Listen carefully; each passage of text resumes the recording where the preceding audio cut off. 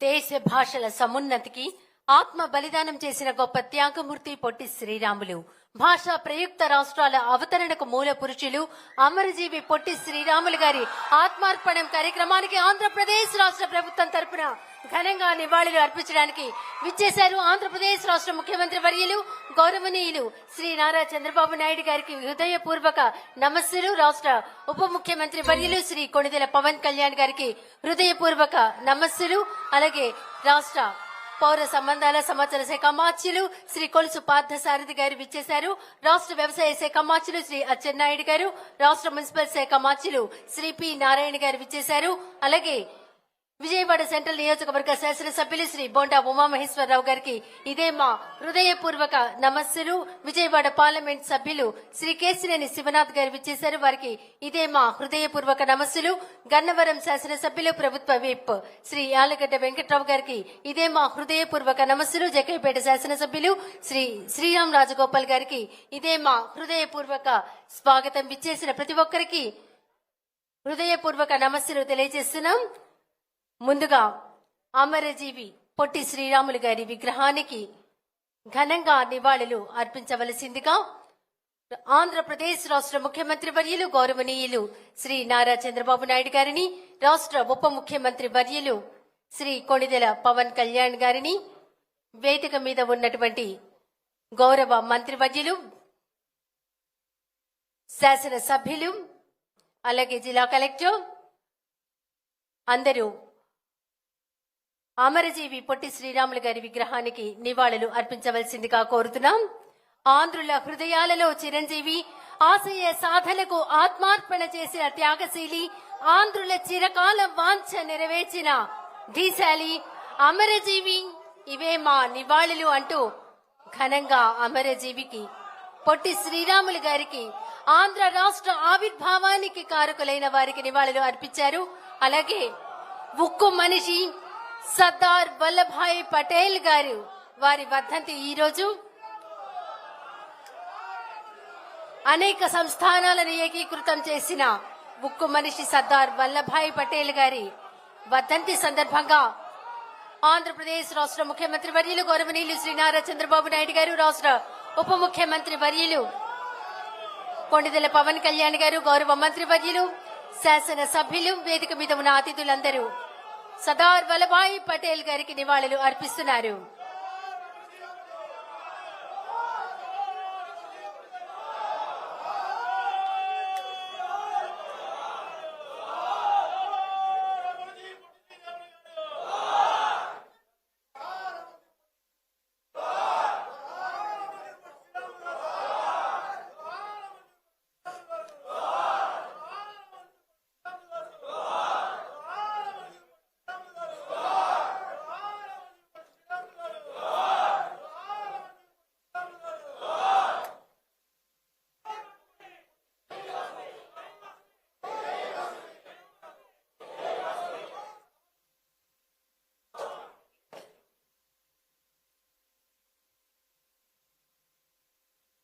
అమరజీవి పొట్టి శ్రీరాములు గారి విగ్రహానికి ఘనంగా నివాళులు అర్పించారు. అలాగే ఉక్కు మనిషి సర్దార్ వల్లభాయ్ పటేల్ గారి విగ్రహానికి నివాళులు అర్పించారు.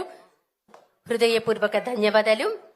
ఇప్పుడు మా తెలుగు తల్లికి మల్లెపూ దండ రాష్ట్ర ప్రార్థనా గీతం ప్లే చేయవలసిందిగా కోరుతున్నాం.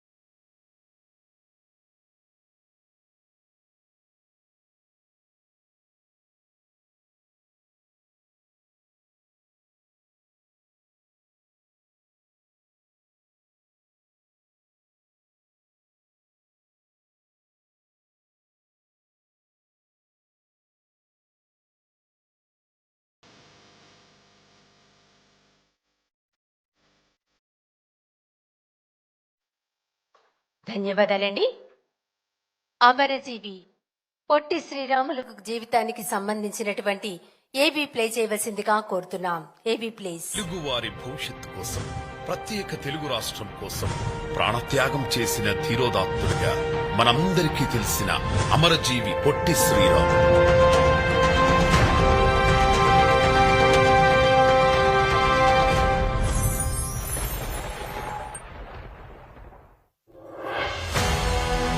జాతీయోద్యమంలో చురుగ్గా పాల్గొని మహాత్ముని అనుచరునిగా గాంధీజీని ఇంతగా ఆకర్షించిన ఆ వ్యక్తి ఒక తెలుగువాడు.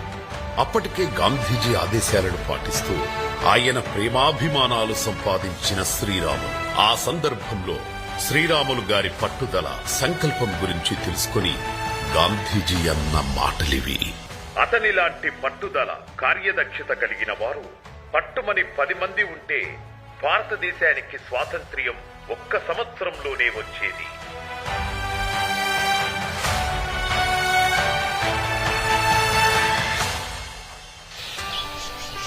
మద్రాసు ప్రెసిడెన్సీలోని నెల్లూరు జిల్లా పడమటిపల్లిలో 1901 మార్చి 16న గురవయ్య మహాలక్ష్మమ్మ దంపతులకు జన్మించారు.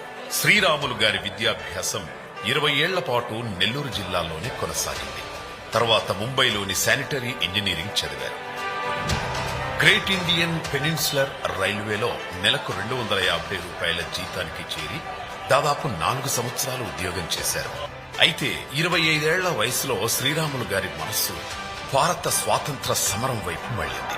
జాతీయోద్యమంలో పాల్గొనాలన్న ఏకైక దృఢ నిశ్చయంతో గాంధీజీ అనుచరుడిగా సబర్మతి ఆశ్రమంలో చేరారు. 1935లో గాంధీజీతో కలిసి ఉప్పు సత్యాగ్రహంలో పాల్గొన్నారు శ్రీరాములు గారు. పోలీసు వారికి ఎదురు నిలిచి లాఠీ దెబ్బలు తిని విరోచితంగా పోరాడి జైలు శిక్ష కూడా అనుభవించారు. ఆ తర్వాత 1941-42 సంవత్సరాల్లో సత్యాగ్రహం, క్విట్ ఇండియా ఉద్యమంలో పాల్గొన్న శ్రీరాములు గారు 3 సార్లు జైలు శిక్ష అనుభవించారు. సబర్మతి ఆశ్రమంలో తన కర్తవ్య దీక్షలను ఉత్సాహంగా నిర్వహిస్తూ మదరాసు ప్రెసిడెన్సీ పరిధిలోని దేవాలయాల్లో హరిజనులకు ప్రవేశం కల్పించాలంటూ 1946 నవంబర్ 25న ఆమరణ నిరాహార దీక్ష ప్రారంభించారు. ఆ సందర్భంలో శ్రీరాములు గారి పట్టుదల, సంకల్పం గురించి తెలుసుకుని మహాత్మా గాంధీ ఆదరణ చూరగొన్నారు శ్రీరాములు గారు. హరిజనుల కోసం తాను చేపట్టిన ఆమరణ నిరాహార దీక్షను గాంధీ గారు విరమింపజేసినప్పటికీ నెల్లూరులో ఉంటూ హరిజనోద్ధరణ కోసం తన కృషిని కొనసాగించారు. అట్టల మీద నినాదాలు రాసి, కాలికి చెప్పులు, గొడుగు లేకుండా మండుటెండలో తిరుగుతుండేవారు. ఆ సమయంలో 1947 ఆగస్టు 15 రోజున భారతదేశానికి స్వాతంత్ర్యం వచ్చింది.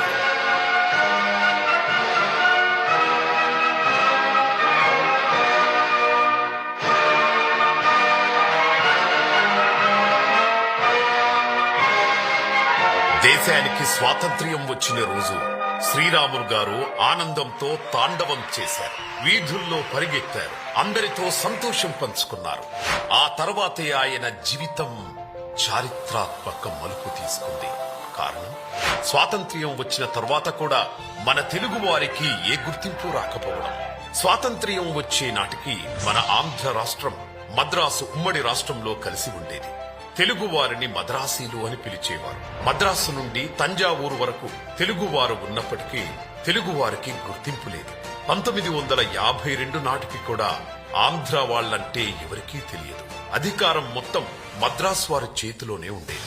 తెలుగు వారిని బానిసలుగా చూసేవారు. పైగా తెలుగువారు ఆరంభశూరులు అని అవహేళన చేసేవారు.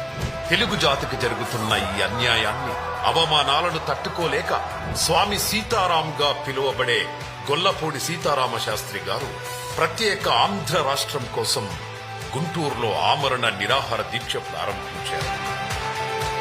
అయితే అప్పటి మద్రాసు రాష్ట్ర ముఖ్యమంత్రి రాజాజీ ప్రభుత్వం సీతారాం దీక్షను భగ్నం చేసి తెలుగువారి గుండెల్లో భయం నింపాలన్న ప్రయత్నం చేసింది. నాటి విధ్వంసం చూసి పొట్టి శ్రీరాములు గారి గుండె రగిలింది. అప్పుడు గుడివాడలో ఉంటున్న శ్రీరాములు గారు ఎకాఎకిన సర్కార్ ఎక్స్ప్రెస్ ఎక్కి మద్రాసుకు బయలుదేరి వెళ్లారు. మద్రాసు నడిబొడ్డున బలుసు సాంబమూర్తి గారి ఇంటి వద్ద ప్రత్యేక ఆంధ్ర రాష్ట్రం కోసం 1952 అక్టోబర్ 19న ఆమరణ నిరాహార దీక్ష ప్రారంభించారు. ప్రజలు శ్రీరాములు గారి ఆమరణ నిరాహార దీక్షకు మద్దతుగా ధర్నాలు, దీక్షలు, ఊరేగింపులు మొదలుపెట్టారు. అప్పటి వరకు తెలుగువారంటే ఆరంభశూరులే ఈ దీక్ష త్వరలోనే ముగుస్తుందిలే అన్న ధీమాతో ఉన్న ముఖ్యమంత్రి రాజాజీకి చెమటలు పట్టించింది. శ్రీరాములు గారి పోరాట పటిమ ప్రధాని నెహ్రూను కూడా కలవరపరిచింది. దాంతో రాజాజీ ఉక్కుపాదంతో ఉద్యమాన్ని అణచివేసే ప్రయత్నం చేశారు. ఎక్కడ వారిని అక్కడ అరెస్టులు చేసి బెదిరించారు. మరోవైపు అకుంఠిత దీక్షతో శ్రీరాములు గారు తన నిరాహార దీక్షను కొనసాగించారు. అయితే శ్రీరాములు గారి దీక్షకు రాజకీయ మద్దతు లేకుండా చేసే ప్రయత్నంలో రాజాజీ విజయం సాధించారు. ఒక్క టంగుటూరి ప్రకాశం పంతులు తప్ప నాయకులెవ్వరూ శ్రీరాములు గారి దీక్షకు మద్దతు తెలపలేదు. నాయకులు లేకపోతే ఏంటి, మేమున్నాం అంటూ తెలుగు ప్రజలు ఉద్యమాలు చేస్తూనే దీక్షలో ఉన్న శ్రీరాములు గారిని సందర్శించుకుని వచ్చేవారు. క్రమంగా పొట్టి శ్రీరాములు గారి ఆరోగ్యం క్షీణించసాగింది. అప్పటికే నెల రోజుల నుంచి నిరాహార దీక్ష చేస్తున్నారాయన. తేనె కలిపిన నిమ్మకాయ రసం తప్ప ఏమీ తీసుకునేవారు కాదు. తన ఆరోగ్యం ఎంతగా క్షీణిస్తున్నా శ్రీరాములు గారు ధైర్యం వీడక ఆమరణ నిరాహార దీక్ష చేస్తూనే ఉన్నారు. అటూ ఇటూ తిరుగుతూ అతి తక్కువగా మాట్లాడుతూ తన ఆరోగ్యానికి ఎటువంటి ఢోకా లేదని, ఎవరూ అల్లర్లు, హింసకు పాల్పడకుండా శాంతియుతంగా ఉండాలని ప్రజలకు ఉత్తరాలు రాస్తుండేవారు. కాని వాస్తవానికి శ్రీరాములు గారి ఆరోగ్య పరిస్థితి ఘోరంగా దిగజారిపోయింది. ఆహారం లేక, నీరు కూడా తాగలేక తీవ్ర అనారోగ్యానికి గురయ్యారు శ్రీరాములు గారు. డాక్టర్లు గ్లూకోజ్ ఎక్కిస్తామన్నా కూడా గట్టిగా వ్యతిరేకించి, నా ప్రాణం నిలబడడం కన్నా నా తెలుగు జాతి ఆత్మగౌరవం నిలబడడమే నాకు ముఖ్యం అని తన దీక్షను కొనసాగించారు. 1952 డిసెంబర్ నెల నిరాహార దీక్షకు 50 రోజులు దాటాయి. పూర్తిగా లేవలేని, మాట్లాడలేని స్థితికి చేరుకున్నారు శ్రీరాములు గారు. బరువు పూర్తిగా తగ్గిపోయి 15.8 కేజీలకు వచ్చారు. దీక్ష చేయడం వలన పేగులో పుండ్లు పడి నోటి నుంచి పురుగులు బయటకొచ్చేవి. ఆ హృదయ విదారక దీన స్థితిలో శ్రీరాములు గారిని చూసి ప్రజలు బాధతో తల్లడిల్లిపోయారు. 1952 డిసెంబర్ 15 అప్పటికి శ్రీరాములు గారి ఆమరణ నిరాహార దీక్షకు 58 రోజులు. ఆ రోజు ఉదయం నుండి ఆయన స్పృహలో లేరు. అప్పుడప్పుడు కళ్ళు తెరవడానికి ప్రయత్నించినప్పటికీ వెంటనే కళ్ళు మూతపడిపోయేవి. దాంతో శ్రీరాములు గారిని చూడనివ్వకుండా సందర్శకులను ఆపేశారు. 1952 డిసెంబర్ 15 రాత్రి 11:23 పొట్టి శ్రీరాములు గారు తుది శ్వాస విడిచారు.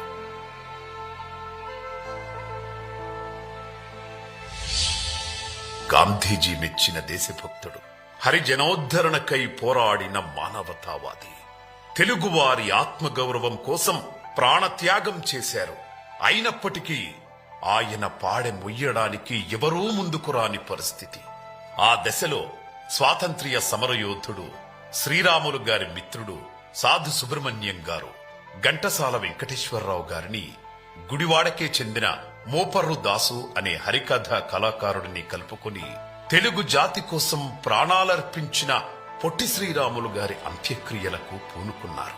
ఆ మహానుభావుని శివయాత్రలో అమరజీవి అంటూ గొంతెత్తి ఘంటసాల పాడిన పాట విని మద్రాసు ప్రెసిడెన్సీ కళాశాలలో చదువుకుంటున్న తెలుగు విద్యార్థులు ఊరేగింపులో కలిశారు. శ్రీరాముల తనివి వీరా, ఆంధ్రుడా నీకిది పరీక్ష. అప్పటికే శ్రీరాములు గారి మరణ వార్త ఆంధ్ర రాష్ట్రమంతా దావానలంలా వ్యాపించింది. అనేక మంది తెలుగువారు పొట్టి శ్రీరాములు గారి అంతిమ యాత్రలో పాల్గొని కన్నీటి వీడ్కోలు పలికారు. ఆవేశం కట్టలు తెంచుకున్న తెలుగు ప్రజలు ధర్నాలు, ఆందోళనలతో రాష్ట్రాన్ని ఉడికెత్తించారు. చివరకు పోలీసు కాల్పుల్లో 8 మంది మరణించే స్థాయికి ఉద్యమాలు జరిగాయి. తెలుగువాడా ఆ. దాంతో నాటి ప్రధానమంత్రి జవహర్ లాల్ నెహ్రూ రాజాజీని మద్రాస్ రాష్ట్ర ముఖ్యమంత్రి పదవి నుంచి తొలగించి ప్రకాశం పంతులు గారిని ముఖ్యమంత్రిని చేసి 1952 డిసెంబర్ 19న తెలుగు వారికి ప్రత్యేక రాష్ట్రం ఏర్పాటు దిశగా కార్యక్రమాలు మొదలు పెడతానని ప్రకటించారు. ఆ ఫలితంగా 1952 అక్టోబర్ 1న 11 జిల్లాలతో ఆంధ్ర రాష్ట్రం ఏర్పడింది. ఆ తరువాత 1956 నవంబర్ 1న తెలంగాణ ప్రాంతాలను కూడా కలుపుకొని విశాలాంధ్రగా అవతరించింది.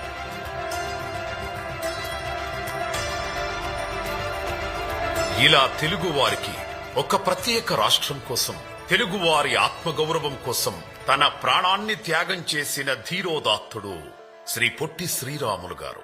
శ్రీరాములు గారి ఆత్మార్పణతో దేశంలో భాషా ప్రయుక్త రాష్ట్రాల ఏర్పాటు ప్రారంభమైంది.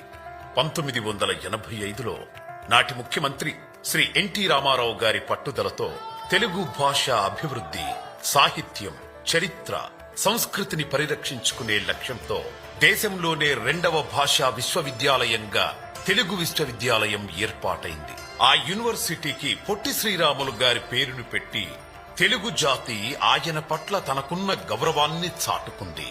నారా చంద్రబాబు నాయుడు గారు నవ్యాంధ్ర ముఖ్యమంత్రిగా ఉన్న సమయంలో అమరజీవి త్యాగాన్ని స్మరించుకునేలా ప్రతి సంవత్సరం మార్చి 16న పొట్టి శ్రీరాములు జయంతిని రాష్ట్ర కార్యక్రమంగా జరుపుకోవాలంటూ 2018 మార్చి 20న GOMS నంబర్ 67ను విడుదల చేశారు. అలాగే శ్రీరాములు గారు అమరులైన డిసెంబర్ 15వ తేదీని ప్రతి సంవత్సరం ఆత్మార్పణ దినంగా జరుపుకోవాలని 2019 ఫిబ్రవరి 14న జారీ చేసిన GOMS నంబర్ 21ను జారీ చేశారు. కానీ ఆ తర్వాత ప్రభుత్వం మారడంతో ఆత్మార్పణ దినం అమలు కాలేదు. నాటి జీవోకు కొనసాగింపుగా అమరజీవి పొట్టి శ్రీరాములు వర్ధంతి రోజైన డిసెంబర్ 15వ తేదీన ప్రతి సంవత్సరం ఆత్మార్పణ దినంగా పాటించాలని చంద్రబాబు నాయుడు గారి ఆధ్వర్యంలో కూటమి ప్రభుత్వం నిర్ణయించింది. ఈ రోజున ఆంధ్రప్రదేశ్ అంతటా రాష్ట్ర స్థాయి, జిల్లా స్థాయి, నియోజకవర్గ స్థాయి, మండల స్థాయి, గ్రామ పంచాయతీ స్థాయిలో పొట్టి శ్రీరాములు గారి త్యాగాలను, దేశభక్తిని స్మరించుకునేలా కార్యక్రమాలు నిర్వహిస్తారు. తెలుగు జాతి ఆత్మగౌరవం కోసం ప్రాణాలు త్యాగం చేసి ప్రత్యేక రాష్ట్రాన్ని తీసుకువచ్చిన అమరజీవి శ్రీ పొట్టి శ్రీరాములు గారికి హృదయపూర్వక నివాళులు అర్పిస్తూ తెలుగు వారి ఉజ్వల భవిష్యత్తు కోసం, అభివృద్ధి కోసం, తెలుగు జాతి ఉన్నతి కోసం మనమందరం కలిసి కట్టుగా కృషి చేద్దాం. అమరజీవి ఆశయానికి తోడుగా నిలుద్దాం.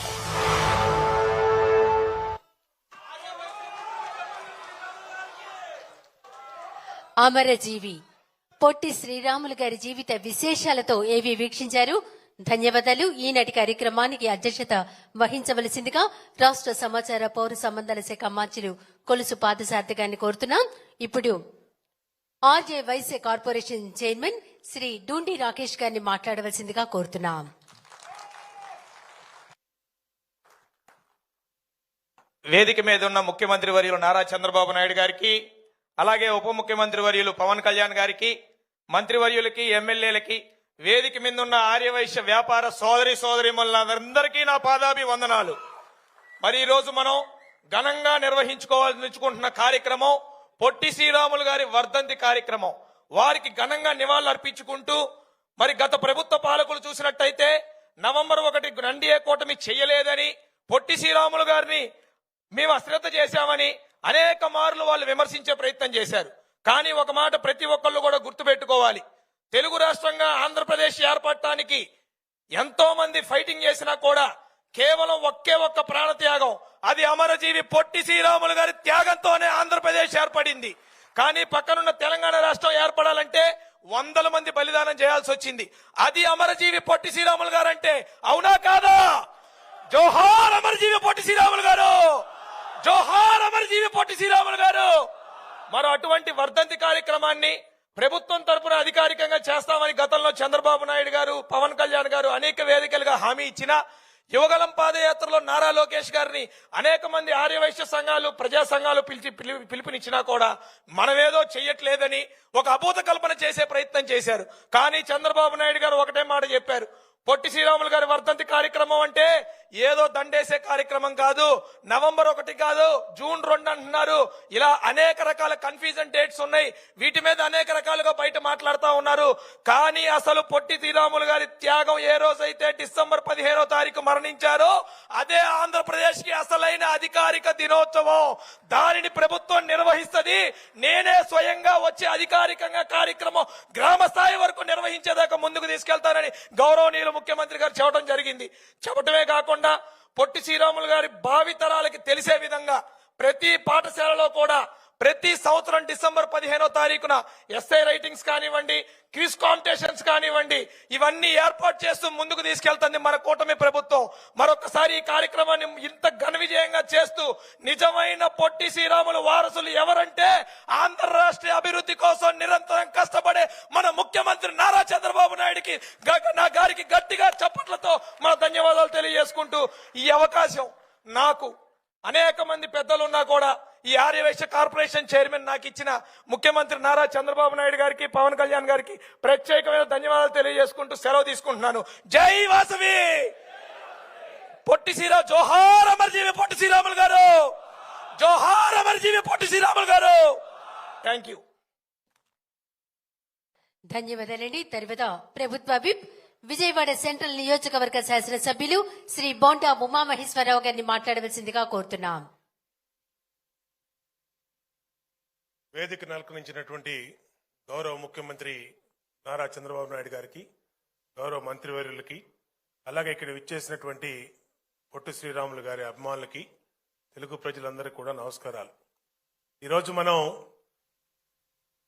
ఆ మహానుభావుడు ఏ భాషా ప్రయుక్త రాష్ట్రాల కోసం, తెలుగువారి ఆత్మ గౌరవం కోసం ప్రాణత్యాగం చేశాడో ఆ మహానుభావుని ప్రాణత్యాగానికి అర్థం ఉండేటట్టుగా మనం భావితరాలకి అందించాల్సినటువంటి బాధ్యత మనందరి మీద ఉంది.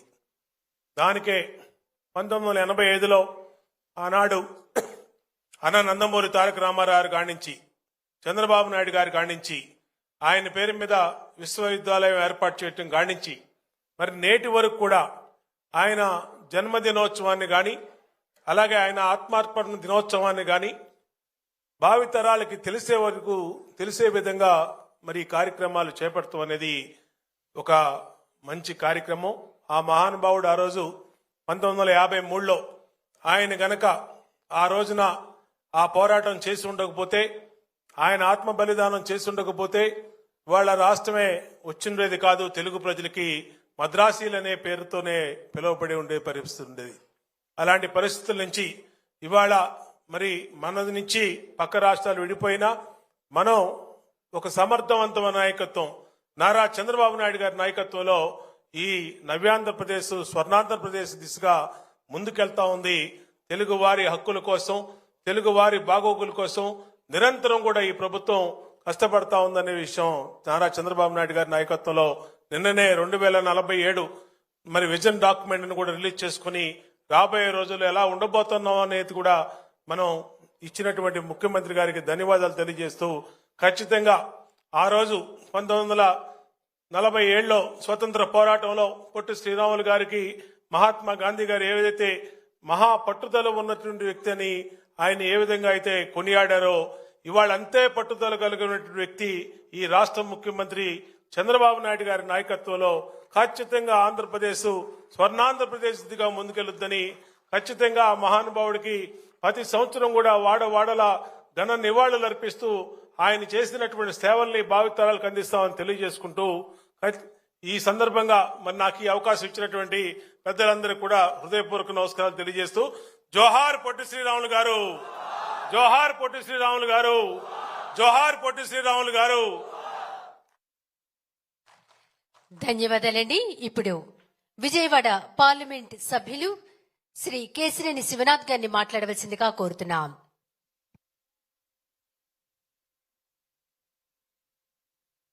వేదికను అలంకరించిన పెద్దలు గౌరవ ముఖ్యమంత్రి నారా చంద్రబాబు నాయుడు గారికి, డిప్యూటీ ముఖ్యమంత్రి పవన్ కళ్యాణ్ గారికి, రాష్ట్ర మంత్రివర్గ సభ్యులకి, అంతేకాకుండా వేదిక ముందున్న పొట్టి శ్రీరాములు గారి అభిమానులందరికీ కూడా పేరు పేరున నా నమస్కారాలు.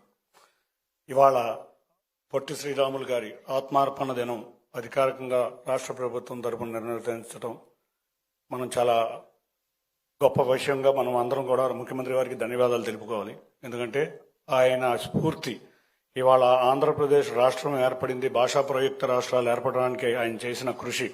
ఎప్పుడైతే ఆంధ్రులందరూ ఆరంభ స్వరత్వం అని అనుకునేవాళ్ళు, ఆంధ్రులందరూ ఆరంభ స్వరత్వం కాదు, పట్టుదలతో ఏదైనా సాధించగలరని ఆయన ఆత్మార్పణం చేయటం, ఇవాళ మన రాష్ట్రం ఏర్పడటం, ఇది నిజంగా మనం ఇవాళ ఆ రాష్ట్రంలో మనం అందించే ఆ ఫలాలు మనం అనుభవిస్తున్నాం. తప్పకుండా తెలుగు జాతి ఉన్నంత వరకు శ్రీ పొట్టి శ్రీరాములు గారిని గుర్తుంచుకోవాలి. అంతేకాకుండా అదే విధంగా అదే పట్టుదలతో ఎన్ని కష్టాలు వచ్చినా, ఎన్ని సమస్యలున్నా, ఎటువంటి ఇబ్బందులున్నా కూడా మన రాష్ట్ర ముఖ్యమంత్రి నారా చంద్రబాబు నాయుడు గారు అదే స్ఫూర్తితో మళ్ళీ స్వర్ణాంధ్రప్రదేశ్గా ఆంధ్రప్రదేశ్ రాష్ట్రాన్ని తీసుకువెళ్ళడానికి ఆయన కృతనిశ్చయంతో ఉన్నారు. అటువంటి ముఖ్యమంత్రి వర్యులు రావటం మన బిడ్డల యొక్క అదృష్టంగా నేను భావిస్తున్నాను. ఆయన విజన్ 2020 ప్రారంభించినప్పుడు మేమందరం కూడా విజన్ 2020 మేము కూడా చిన్నపిల్లలం, మాకేం అర్థం కాలేదు. ఇవాళ అటువంటి ఫలాలు హైదరాబాదే కాకుండా ఆ ఫలాలు అనుభవించిన లక్షల మందిలో కూడా నేను కూడా ఒకడిని. కాబట్టి రేపు రాబోయే కాలంలో మన రాష్ట్రంలో స్వర్ణాంధ్రప్రదేశ్ విజన్ డాక్యుమెంట్ మొన్న రిలీజ్ చేశారు. అటువంటి విజన్ డాక్యుమెంట్తో మన పిల్లల భవిష్యత్తు స్వర్ణాంధ్రప్రదేశ్లో బ్రహ్మాండంగా ఉండబోతుందని, ఇటువంటి మహనీయుల వల్లే ఆంధ్రప్రదేశ్ రాష్ట్రం సర్వతోముఖాభివృద్ధి చెందుతుందని తెలియజేసుకుంటూ నాకు ఈ అవకాశం ఇచ్చిన పెద్దలందరికీ పేరు పేరున ధన్యవాదాలు. Thank you. ధన్యవాదాలండి. తర్వాత రాష్ట్ర సమాచార పౌర సంబంధ శాఖ మాత్యులు శ్రీ కొలుసు పార్థసారథి గారిని మాట్లాడవలసిందిగా కోరుతున్నాం.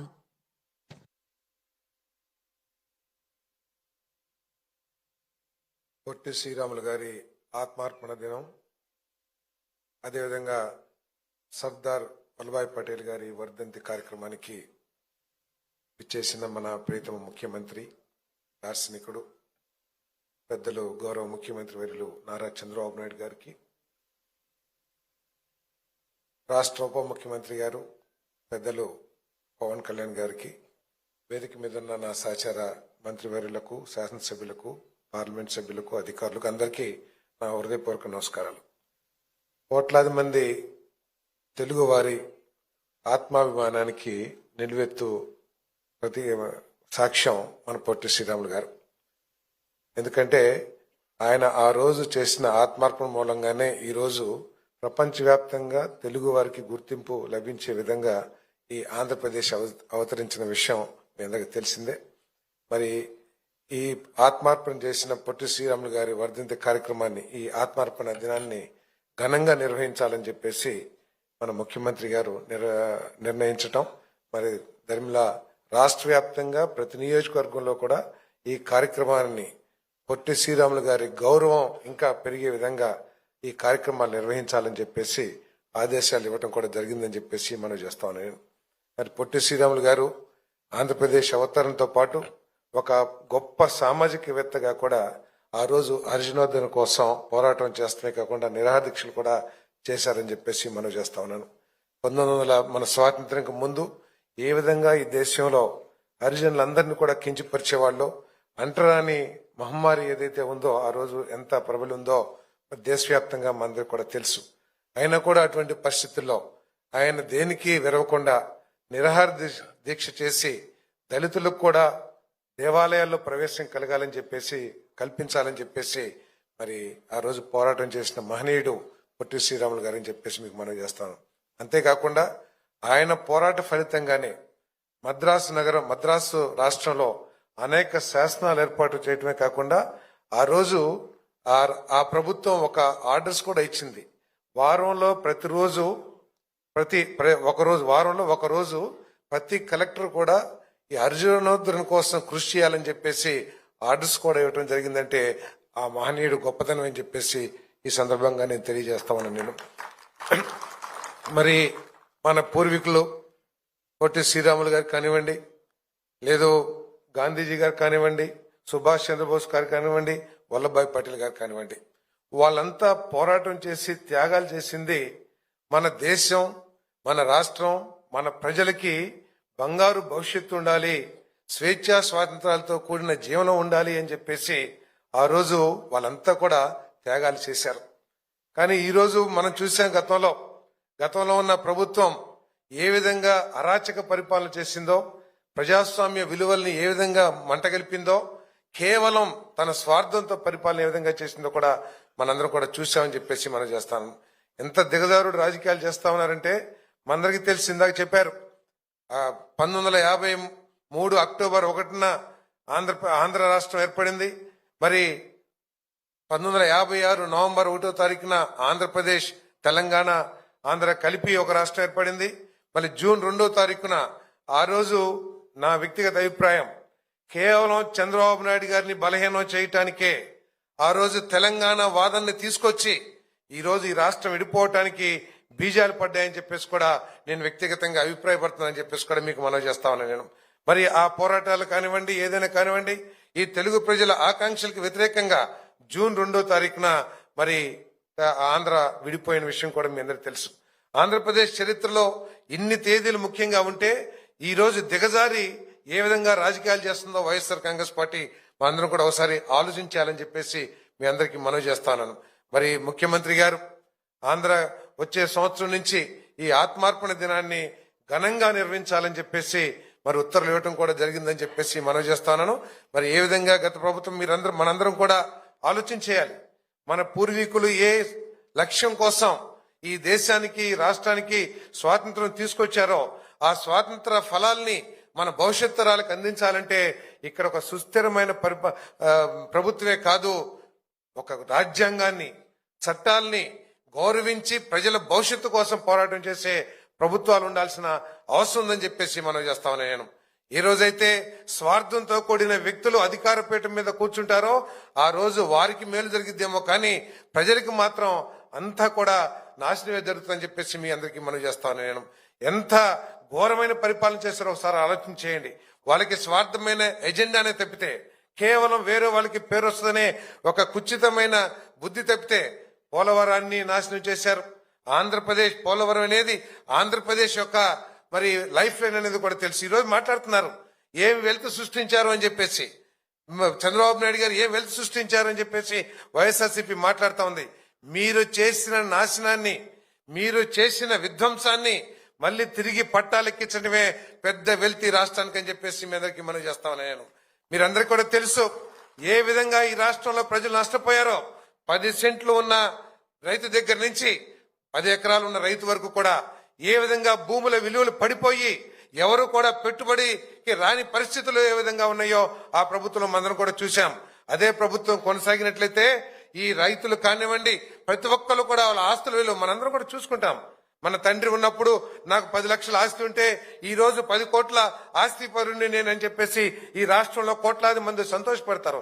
ఏ విధంగా ప్రభుత్వ పరిపాలన మూలంగా అవన్నీ కూడా ఆస్తుల విలువలు పెరుగుతాయి. ప్రభుత్వం చేసే విధానాల మూలంగా, కేవలం ఆ ప్రభుత్వం చేసిన విధానాల మూలంగా భూముల రేట్లు పడిపోయి ఏ విధంగా రైతులు నష్టపోయారో, ఆఖరికి పండించిన పంటను కూడా అమ్ముకోలేని పరిస్థితి ఈ రోజు మాట్లాడుతూ ఉన్నారు.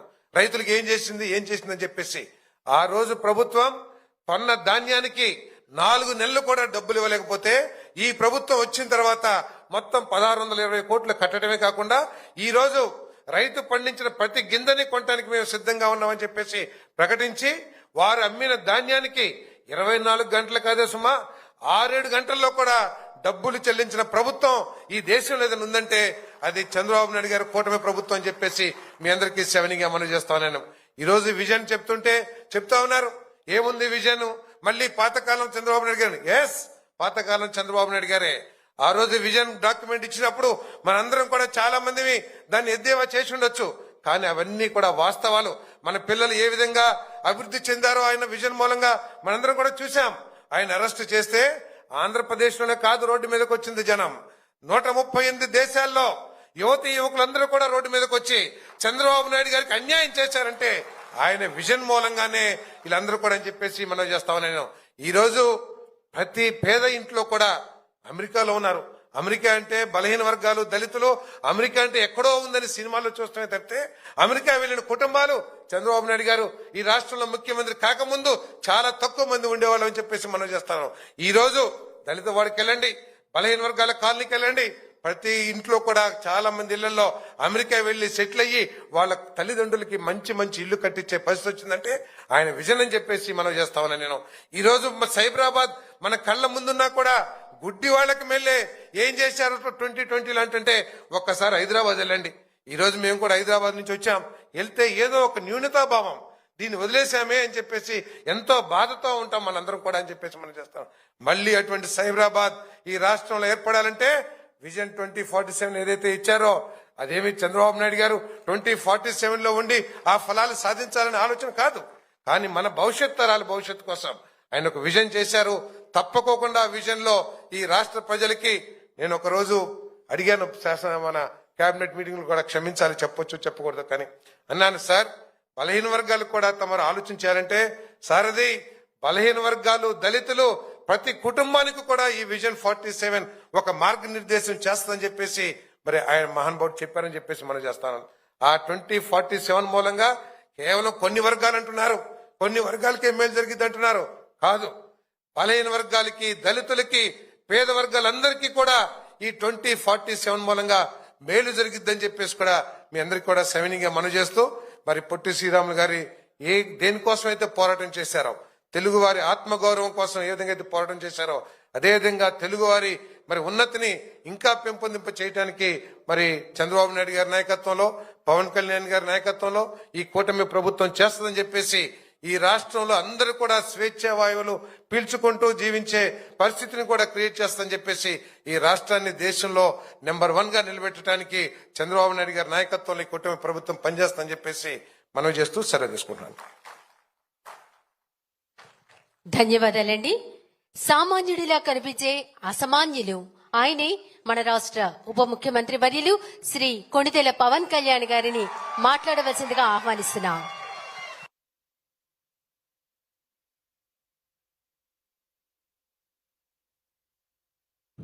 గౌరవ ముఖ్యమంత్రి గారికి శ్రీ నారా చంద్రబాబు నాయుడు గారికి నా హృదయపూర్వక నమస్కారాలు. వేదిక పైన ఉన్న నాటి గౌరవ మంత్రివర్గ సభ్యులందరికీ, వేదిక పైన ఉన్న ఎంపీ గారికి, ఎమ్మెల్యే గారికి, నాయకులందరికీ నా హృదయపూర్వక నమస్కారాలు. ఇక్కడికి విచ్చేసిన విశిష్ట అతిథులందరికీ ప్రతి ఒక్కరికి నా హృదయపూర్వక నమస్కారాలు. అమ్మ అంటే ఇది వర్ధంతి కదా, అరిస్తే బాగుండదని.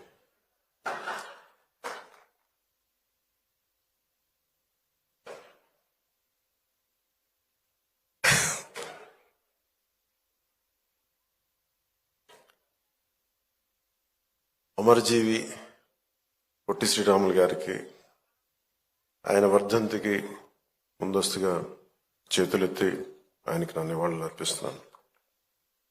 మనం ఎందుకు వర్ధంతులు కానీ, జయంతులు కానీ, మహానాయకులు ఎందుకు మనం చేసుకోవాలి అంటే మనిషి మర్చిపోవడం సహజం, మరుపు చాలా సహజం.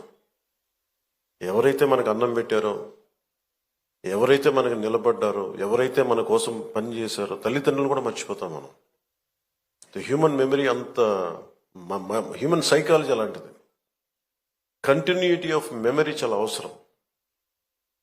మన తాతలు ముత్తాతలకు కూడా మనం ఎందుకు పితృదేవతలు అని చెప్పి మనం పిండం పెడతామంటే ఎవరి వల్ల అయితే మనం వచ్చాం వాళ్ళు మర్చిపోకూడదని చెప్పి. అలాంటిది ఇన్ని కోట్లాది మందికి ఈ రోజున నాలాంటి వాడు కూడా రాష్ట్రానికి ఈ స్థాయిలో మీరందరూ పెట్టగలిగారంటే దానికి ఉనికినిచ్చిన వాడు. 50 రోజుల పైన అన్నపానీయాలు లేకుండా కడుపు మలమలమల మాడిపోతూ పేగులు యాసిడ్ పేగుల్లోంచి వస్తూ ఉంటే, మంటలు మండిపోతూ ఉంటే దానికి ఏమి చేయాలో తెలియక ఒక మట్టి తీసుకొని, బంకమట్టి తీసుకొని ఒక బట్టగా రాసి దాన్ని తడిపి పొట్టకి చుట్టుకొని మహాక్షోభ అనిపించిన మహానుభావుడే.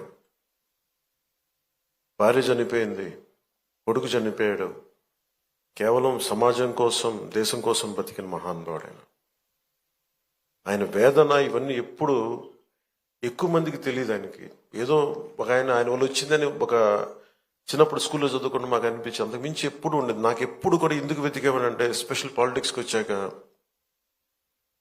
అది కూడా ఆయన గొప్పతనం ఎప్పుడు మాకు మరింతగా అర్థమైంది అంటే రాష్ట్ర విభజన జరిగిన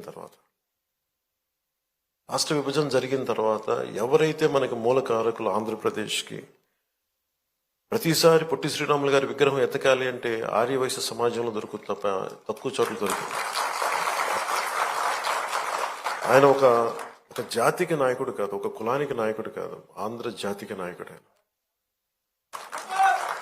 అలాగే భాషా ప్రయుక్త రాష్ట్రాలకి ఆద్యుడు, దానికి దారి వేసినవాడు. స్వాతంత్రం వచ్చిన తొలి రోజుల్లో ఇది ఇందాక మనం దాంట్లో చూస్తూ ఉంటే ఆయన మీద చేసిన ఆ డాక్యుమెంటరీ ఫిల్మ్ కూడా చాలా అద్భుతంగా తీశారు. INPR అందరు డిపార్ట్మెంట్ అందరికీ నా హృదయపూర్వక మీకు కృతజ్ఞతలు అభినందనలు తెలియజేస్తున్నాను. చాలా అద్భుతంగా తీశారు, చాలా హృదయానికి హత్తుకునేలా తీశారు, గుండెలు కదిలించేలా తీశారు. స్వాతంత్రం వచ్చిన కొత్తలో ఎలా ఉందంటే దేశం, ఇది నేను వీటి మీద హిస్టరీ బుక్స్ చదువుతూ ఉంటే నెహ్రూ గారు ఒకవైపు పాకిస్తాను భారతదేశం అఖండ భారతం 2 ముక్కలుగా విడిపోతుంటే మత ప్రాతిపాదికన ముస్లింలు మేము వెళ్ళిపోతామని చెప్పి జిన్నా నాయకత్వంలో పాకిస్తాన్ వెళ్ళిపోతుంటే మన అన్ని మతాలు ఒకటి అని మనం పట్టుకుంటే అలాంటి సమయంలోనే నెహ్రూ గారి థాట్ ప్రాసెస్ ఎలా ఉండిందంటే ఆయన చదువుతూ ఉంటే ఆయన ఒకవైపు నరికేస్తా ఉన్నారు పాకిస్తాన్లో హిందువుల్ని. అలాంటి సమయంలో ఇంకొక మూల మన ఉమ్మడి మద్రాసు రాష్ట్రంలో చాలా వివక్ష అనుభవిస్తూ అవమానాలు భరిస్తూ తెలుగు వారికి గుర్తింపు లేదు. అలాంటి సమయంలో తెలుగు ఉనికి కోసం, ఆంధ్రుల ఉనికి కోసం ఒక రాష్ట్రాన్ని ఏర్పాటు చేసుకునే క్రమంలో పొట్టి శ్రీరాములు గారు ప్రాణం పోవటం ఇవన్నీ దేశాన్ని కదిలించేసి ముందు ఏం పెద్ద జరగదు అనుకున్నారు. నెహ్రూ గారు అన్నది కూడా ఏంటంటే అసలే రాష్ట్ర విభజన జరిగిన ఈ పరిస్థితుల్లో మళ్ళీ ఈ వివక్ష ఏంటి, మళ్ళీ కూర్చోబెట్టి భాషా ప్రయుక్త రాష్ట్రాలు దేశాన్ని ఎలా కలిపించాలి అనేది ఆయనది. ఒకవైపు ఏమో వాస్తవం ఏంటంటే ఇక్కడ మీరు సంబంధం లేదని చెప్పేసి వివక్ష. వీటి మధ్యలో రాష్ట్ర నాయకులు కానీ దేశ నాయకులు కానీ ఎంతో నలిగిపోయి ఆయన కూడా ఎందుకు ఆయన మీద కోపం, అందరికి ఎందుకు రాలేకపోయారు, ఎందుకు శవాన్ని మోయడానికి ఎందుకు రాలేదంటే కోపం అన్నమాట. ఆయన వదిలేస్తే కొద్దిమంది ఘంటసాల గారు లాంటి పెద్దలు కానీ వీళ్ళందరూ వచ్చి అంటే నలుగురు మన రాష్ట్రం కోసం ఏర్పడిన వ్యక్తికి శవాన్ని మోయడానికి పాడి మోయడానికి నలుగురు కూడా కనా కష్టాలు పడాల్సి వచ్చిందంటే నిజంగా అదే గుండె కదిలించేసింది. అలాంటిది ఈయన మన గుండెల్లో పెట్టుకోవాల్సిన మహానుభావులు ఆయన. ఈ రోజున ఆంధ్రులు అని చెప్పుకుంటున్నాం అంటే ఆయన బలిదానమే మనల్ని ఇక్కడ నించోబెట్టింది. నాకు చాలాసార్లు రకరకాలుగా ఉంటుంది. ఒకసారి ఆంధ్రప్రదేశ్ మన భాషా ప్రయుక్త రాష్ట్రాలు జరిగిన తర్వాత మనకి ఒకసారి మన కర్నూలు రాజధానిగా ఒక డేట్ పెట్టాం. తర్వాత మళ్ళీ మనకి తెలంగాణ రాష్ట్రాన్ని విలీనం చేసి ఉమ్మడి ఆంధ్రప్రదేశ్కి ఏర్పడిన ఒకటి మళ్ళీ విడిపోయిన తర్వాత ఇవన్నీ మొన్న చాలాసార్లు క్యాబినెట్లో మాట్లాడుతూ ఉంటే గౌరవ ముఖ్యమంత్రి గారు చంద్రబాబు నాయుడు గారు చెప్పింది ఆయన ఆత్మార్పణ దినాన్ని మనం చాలా ఘనంగా జరుపుకోవాలి. ఇంకా సమయం లేక ఇక్కడ మన తుమ్మలపల్లి కళాక్షేత్రం జరుపుకోవాల్సి వచ్చింది. లేదంటే ముఖ్యమంత్రి గారి మనసులో చాలా భారీగా ఇదో జరుపుకోవాలి, సరిపోవట్లేదు, ఒక్కసారికి ఇలా చేద్దాం కానీ తర్వాత చాలా గొప్పగా చేద్దాం, దీన్ని అందరూ రాష్ట్రం గుర్తుండిపోవాలి. అంటే ఆయన త్యాగం ఈ రోజున మనందరం కూర్చొని ఈ రోజున మన ఆంధ్రులు అని చెప్పుకుంటున్నాం. భారతదేశంలో ఒక బలమైన రాష్ట్రంగా ఏర్పడ్డామంటే అలాంటి మహానుభావుడి పాదాలకి నేను సాష్టాంగపడి పాదాభివందనాలు తెలియజేస్తూ, ఈ రాష్ట్రం ఒకరి బలిదానం మీద జరిగింది. త్యాగాలు లేకుండా ఏమీ జరగదు. ఆయన తల్లి మన భార్య బిడ్డను పోగొట్టుకొని ఎందుకు చేయాల్సి వచ్చింది అంటే మనందరి కోసం చేసిన వ్యక్తి. తనను దాటి ఆలోచించేవాడు.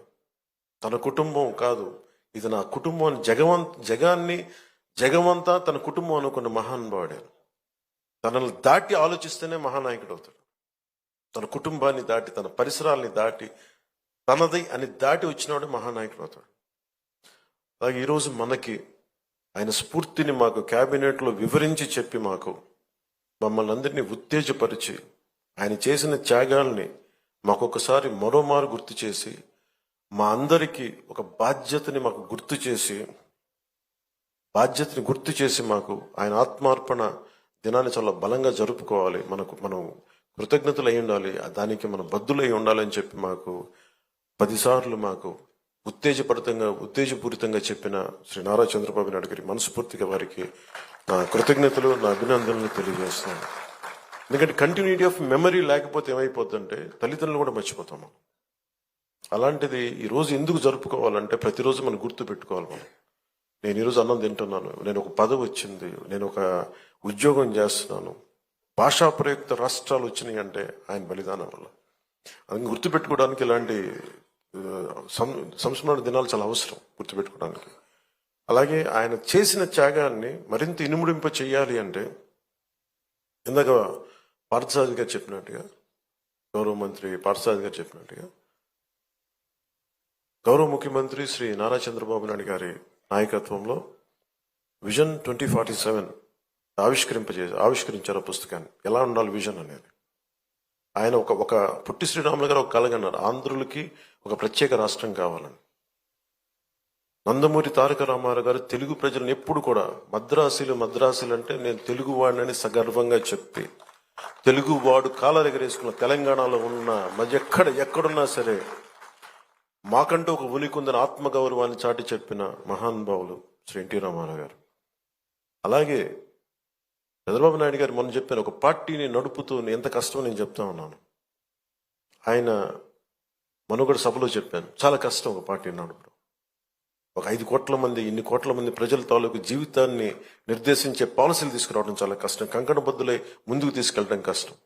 అలాంటిది 2047కి ఎలా ఉండాలి రాష్ట్రం, అదొక డాక్యుమెంట్, అది ఒక దిశానిర్దేశం చేస్తుంది. ఇలాంటి అవకాశాలు ఉన్నాయి, ఎంత పెట్టుబడి పెట్టబోతున్నాం, లేదంటే మనం నేచర్ ఫార్మింగ్ ప్రకృతి వ్యవసాయం చేస్తున్నాం, లేదంటే ఇన్ని ఉద్యోగాలు కల్పించబోతున్నాం, లేదంటే ఇలాంటి మన టూరిజంలో ఇలాంటి ఆలోచనలు ఉన్నాయి. ఇవన్నీ ఏం చెప్తున్నాయి అంటే ఎవరైనా అందిపుచ్చుకోవచ్చు అని. దీనికి ఒక కులం లేదు, ఒక మతం లేదు, ఒక ప్రాంతం లేదు.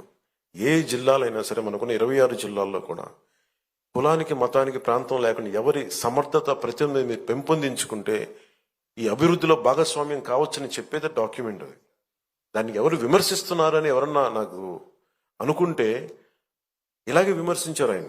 1990లో కూడా విజన్ 2020 ఏంటి అర్థం లేదనేది. అందరికీ కనిపిస్తే వాళ్ళు మహానాయకులు ఎందుకు అవుతారు? ఆయనకి కనిపించింది రాళ్లలో రప్పలో ఒక మహానగరాన్ని, సైబరాబాద్ వచ్చింది, దానిలో కొన్ని లక్షల మంది. మన రాష్ట్ర విభజనకి సర్ప్లస్ బడ్జెట్ వచ్చేంత స్థాయికి ఒక క్యాపిటల్ పట్టుకుంది. అలాంటిది ఆయన మళ్ళీ ఈ 24 కూర్చొని రేయింబౌళ్ళు కష్టపడి అందరి సలహాలు, సూచనలు తీసుకొని 2047 విజన్ డాక్యుమెంట్ని తీసుకెళ్లి అది సంపూర్ణంగా మనందరం చెయ్య కలిపి కులాలకి, మతాలకి, ప్రాంతాలకి అతీతంగా తీసుకెళ్తే అది $2.2 ట్రిలియన్ ఎకానమీగా అది ముందుకెళ్తే ఆ రోజు పొట్టి శ్రీరాములు గారికి సాధించిన ఆయన బలిదానానికి నిజంగా నివాళి ఏర్పాటు చేసినట్టు అవుద్ది. మనందరం కంకణబద్దులై ఉందాం. అలాగే నా వైపు నుంచి సంపూర్ణంగా ఆయన స్ఫూర్తిని, అలాగే విజన్ 2047ని ముందుకు తీసుకెళ్ళడానికి కంకణబద్దులై ఉంటాం, ముందుగా కమిటెడ్గా ఉంటాం తెలియజేసుకుంటూ మరోమారు పొట్టి శ్రీరాములు గారికి ఆయన ఆత్మార్పణ దినానికి నేను జోహార్లు అర్పిస్తూ సెలవు తీసుకున్నాను. జై హింద్. ధన్యవాదాలు శ్రీ కొణిదెల పవన్ కళ్యాణ్ గారు. ఎప్పటికప్పుడు సరికొత్త ఆలోచనలతో లేటెస్ట్ టెక్నాలజీని అభివృద్ధి పరుచుకుంటూ కొత్త ఆవిష్కరణలు చేస్తూ ఉన్నారు మన రాష్ట్ర ముఖ్యమంత్రి వర్యులు శ్రీ నారా చంద్రబాబు నాయుడు గారు. రాష్ట్రానికి ఒక దిక్సూచి, శరవేగంగా అభివృద్ధి పనులు చేస్తూ రానున్న తరాలకు మంచి భవిష్యత్తును, స్వర్ణాంధ్రని అందించడమే లక్ష్యం. అమరజీవి శ్రీ పొట్టి శ్రీరాములు గారి ఆత్మార్పణ దినం సందర్భంగా రాష్ట్ర ముఖ్యమంత్రి వర్యులు శ్రీ నారా చంద్రబాబు నాయుడు గారి సందేశం ఇప్పుడు.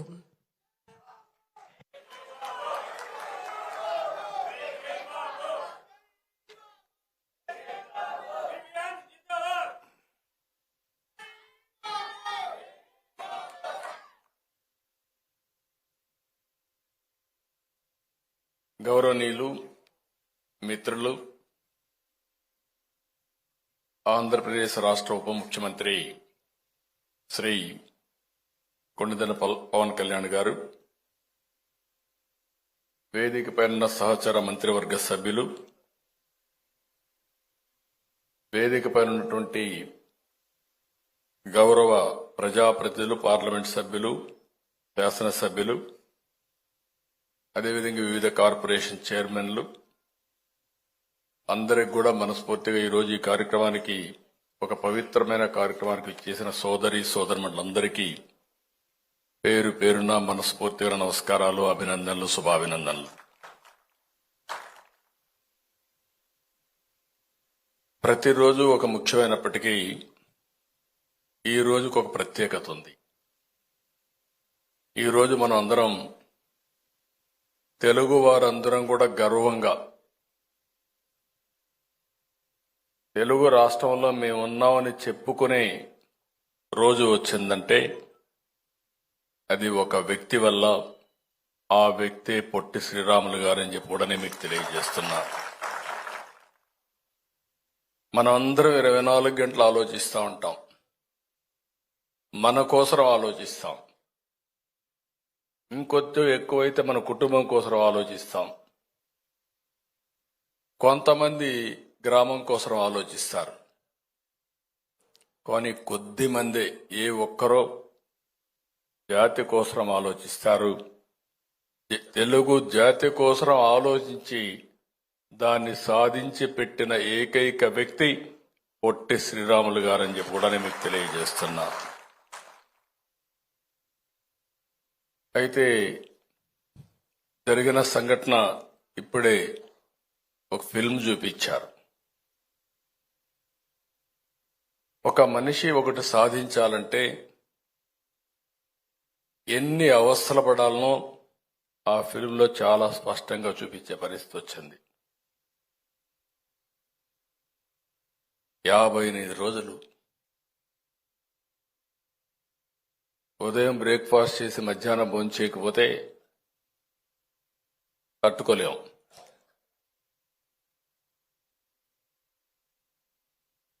ఈ మధ్య సత్యాగ్రహాలన్నీ చూశాం.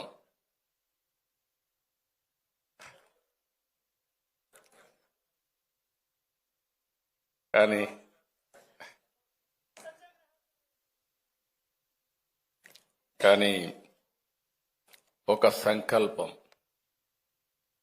ఆ సంకల్ప సిద్ధి కోసం త్యాగం చేసిన ఏకైక నాయకుడు పొట్టి శ్రీరాములు గారు.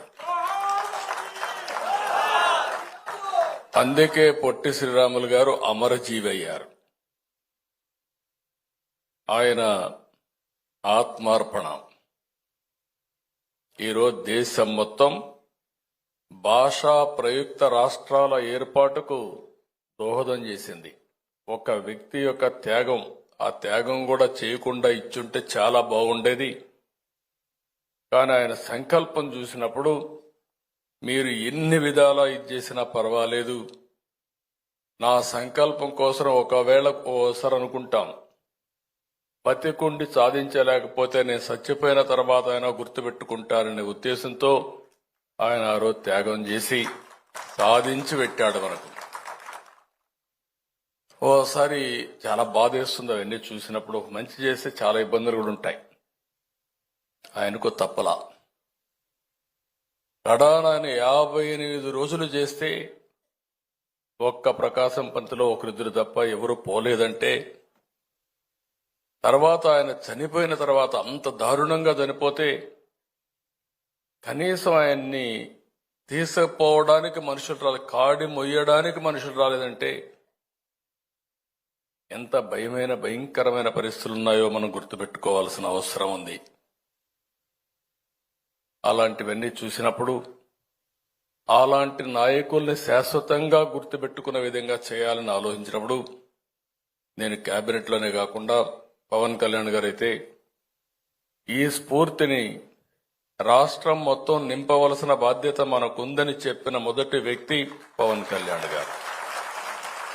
చాలా స్పష్టంగా. అది లేకపోతే జాతి మనుగడే లేదని చెప్పి గట్టిగా చెప్పి మేమందరం కూడా తర్జన భర్జనలు చేశాం. అది కూడా మీరు చూసినప్పుడు ఓసారి చరిత్రలు చాలా జరుగుతూ ఉంటాయి. నేను ఆ విషయాలు కూడా మీకు చెప్తాను. కానీ ఈరోజు ఇంకొక రోజు, ఇంకొక మహోన్నతమైన వ్యక్తి సర్దార్ వల్లభాయ్ పటేల్. వీళ్ళిద్దరిని చూస్తే రెండు కూడా వర్ధంతి రోజు.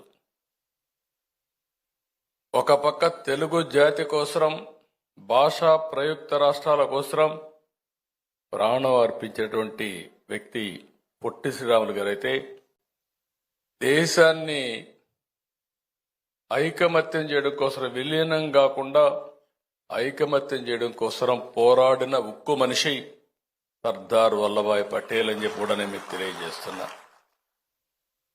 ఆయనలో కూడా మీరు చూసినప్పుడు బ్రిటిష్ వాళ్ళు స్వాతంత్ర్యం ఇచ్చామని దేశం విడిపోయే పరిస్థితి వస్తే ఒక పక్క పాకిస్తాన్, బంగ్లాదేశ్ ఇవన్నీ వచ్చి, ఇంకో పక్క చూస్తే మన దేశంలో కూడా మేము స్వతంత్ర దేశాలుగా ఉంటామని హైదరాబాద్ రాష్ట్రం కూడా ఆ రోజు స్వతంత్ర దేశంగా ఉంటామంటే, కాదు భారతదేశం ఒకటేనని చెప్పి ఎన్నా ఎనకపోయినా మీరు ఉండాలని చెప్పిన ఏకైక వ్యక్తి సర్దార్ వల్లభాయ్ పటేల్. అందుకే ఆయన కూడా ఒక ఉక్కు మనిషిగా మిగిలిపోయే పరిస్థితికి వచ్చారు. ఇంకొక పక్క మన రాష్ట్రానికి వచ్చినప్పుడు ఏం జరిగిందని మనం ఒకసారి ఆలోచిస్తే, ఆ రోజు మొత్తం ప్రెసిడెన్సీ మెడ్రాస్ ప్రెసిడెన్సీ, ఒరిస్సా దగ్గర నుంచి అటు కేరళ వరకు మెడ్రాసే రాజధానిగా ఒక ప్రొవిన్షియల్ ఇదిగా పెట్టి పరిపాలించిన రోజులు. అయితే అందరం మెడ్రాస్ పోయినప్పుడు ఒక్కోసారి తెలుగు జాతికి విచిత్రమైన పరిస్థితులు ఉన్నాయి. ఈరోజు మనందరం గుర్తుపెట్టుకోవాల్సిన అవసరం ఉంది. రాజుల కాలంలో ఎవరు బలవంతులుంటే వాళ్ళు యుద్ధాలు చేసి గెలిచేవాళ్ళు. అక్కడి నుంచి తెలుగు జాతి అనేక సందర్భాల్లో మీరు చూసినప్పుడు విడిపోయింది, కలిసింది, చాలా ఇబ్బందులు పడ్డాం. జాతి ఉనికిని ప్రశ్నార్థకంగా తయారయ్యే పరిస్థితి వచ్చింది. మెడ్రాస్లో ఉన్నప్పుడు మనకి ఏ పని కావాలన్నా మెడ్రాస్ పోయే పరిస్థితికి వచ్చాం. అలాంటి పరిస్థితుల్లో మీరు చూస్తే మొట్టమొదటిసారిగా గుంటూరులో యువజన నవ్య సాహితీ సమితి మొదటిసారిగా ఏర్పాటు చేసి 1953లో 3 వరకు 50 ఏళ్లు పోరాటం చేశారంటే 50 సంవత్సరాలు పోరాటం చేసిన తర్వాత, పొట్టి శ్రీరాములు గారు ప్రాణత్యాగం చేసిన తర్వాత తెలుగు రాష్ట్రం వచ్చింది, భాషా ప్రయుక్త రాష్ట్రం వచ్చింది. అంటే ఏ విధంగా జరిగిందనేది ఒక ఉదాహరణ. ఈరోజు స్వాతంత్రం కోసం పోరాడారు, మహాత్మా గాంధీ గారు పోరాడారు. ఆయనతో సమానంగా వీరోచితంగా మీరు చూస్తే ఎంతో మంది పోరాడి, కొంతమంది వీరోచితంగా ఒక విధంగా చెప్పాలంటే యుద్ధాలే చేశారు. అల్లూరి సీతారామరాజు గారు చూశాం. ఆయనైతే గిరిజనులందరినీ కలుపుకొని యుద్ధం చేసి కడాన ఈయనుంటే రాబోయే రోజుల్లో పెద్ద ఎత్తున విప్లవం వస్తుందనే ఉద్దేశంతో ఆయన దారుణంగా చంపేసే పరిస్థితికి వచ్చారు. ఇంకొక పక్క మన తెలుగు జాతిని చూస్తే 1912లో గుంటూరు, కృష్ణా, గోదావరి జిల్లాల్లో సంయుక్త సదస్సు పెట్టి నిడదవోల్లో ఆ రోజు పెద్ద మీటింగ్ పెట్టారు. వీళ్ళందరూ ఒకటే అడిగారు, తెలుగు జాతికి ఒక రాష్ట్రం ఇవ్వాలి అని పోరాటం చేసి 1913లో అయితే ఆంధ్ర మహాసభ పెట్టి బాపట్లో కూడా నినదించారు. ఒక విషయం మీరు చూసినప్పుడు పట్టాభి సీతారామయ్య గారు ఒక మాట అంటారు, మనకు తమిళ మంత్రులు ప్రత్యేక రాష్ట్రం ఇచ్చే లోపే బ్రిటిష్ వాళ్లే స్వాతంత్రం ఇస్తారని చెప్తే కడాన అదే నిజమయ్యే పరిస్థితికి వచ్చింది. మన వాళ్ళు కూడా మనకు సహాయం చేసే పరిస్థితి లేకుండా ముందు ఆయన చెప్పినట్టు బ్రిటిష్ వాళ్ళు ఇచ్చే పరిస్థితికి వచ్చింది. దీంట్లో కూడా చాలా కమిటీలు వేశారు, మీరు అది కూడా గుర్తుపెట్టుకోవాల్సిన అవసరం ఉంది. 1948 మార్చిలో విశాఖపట్నం వచ్చిన నాటి ప్రధానమంత్రి నెహ్రూకి ప్రత్యేక రాష్ట్రం కోసం నిరసన తెలియజేశారు. ఆ సంవత్సరమే జూన్ 17న దార్ కమిషన్ వేశారు. అయితే ఆయన అన్ని తిరిగిన తర్వాత మన వాళ్ళు కొంచెం ఈ చరిత్రలో కొన్ని ఉన్నాయి, విచిత్రమైన సంఘటనలు ఉన్నాయి. దాన్ని మనం కరెక్ట్ చేసుకోకపోతే మనం కూడా ఇబ్బంది పడతాం. దాంట్లో మనం చూస్తే అప్పుడు కూడా సీమాంధ్రలో ఐకమత్యం ఉండేది కాదు. అది చూసి అతను 1945 డిసెంబర్ 10వ తారీఖున ప్రభుత్వానికి రిపోర్ట్ ఇచ్చాడు, ప్రత్యేక రాష్ట్రం అవసరం లేదని. అంటే మన ఐకమత్యమే మనకు శాపంగా మారింది. కడాన పొట్టి శ్రీరాములు గారు త్యాగం చేశారు కాబట్టి, ప్రాణత్యాగం చేశారు కాబట్టి, ప్రజల్లో ఒక విప్లవం వచ్చింది కాబట్టి మనకి ఇది వచ్చే పరిస్థితికి వచ్చింది. దాని తర్వాత మీరు చూస్తే నెహ్రూ, పటేల్, పట్టాభితో ఏర్పాటైన కమిటీ మద్రాసు నగరాన్ని వదులుకుంటే తెలుగు రాష్ట్రం ఇస్తామని ఒక కండిషన్ పెట్టారు. చాలా నగరాలు వదులుకున్నాం మనం.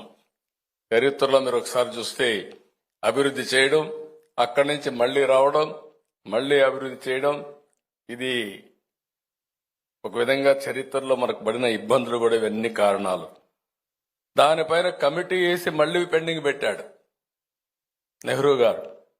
అవన్నీ పెండింగ్ పెట్టిన తర్వాత మీరు ఒకసారి చూస్తే పొట్టి శ్రీరాములు గారు చేసిన త్యాగంతో, అది కూడా మనం చూసినప్పుడు ఈయన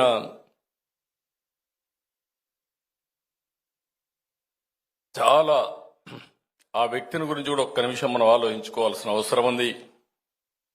1901 మార్చి 16న మద్రాసులో గురవయ్య, మహాలక్ష్మమ్మ దంపతులకు జన్మించారు పడమటి పల్లిలో. ఆ పల్లి ఇప్పుడు కూడా మీరు చూసినప్పుడు ఆ డీటెయిల్స్ అని చూపించారు కానీ నేను చెప్పలేదు. స్వాతంత్రం కోసం పోరాడాడు. సామాజిక ఉద్యమంలో పోరాడి ఎవరైతే షెడ్యూల్ కులాలున్నారో ఆ రోజుట్లోనే వాళ్ళ హక్కుల కోసం పోరాడినటువంటి ఒక సామాజిక వాది, మానవతావాది పొట్టి శ్రీరాములు గారని చెప్పి కూడా నేను మీకు తెలియజేస్తున్నా. ఆయన ఈ దీక్ష చేస్తే ఆ రోజు నెహ్రూ టెలిగ్రామ్ పంపించాడు దీక్ష విరమించమని. కానీ ఏ మాత్రం కూడా వినకుండా ఆయన చేసిన తర్వాత ఉద్యమం వచ్చింది. ఆ ఉద్యమ ఫలితమే మనకి ఈరోజు రాష్ట్రం వచ్చే పరిస్థితికి వచ్చింది. ఇంకొక పక్కన మీరు చూస్తే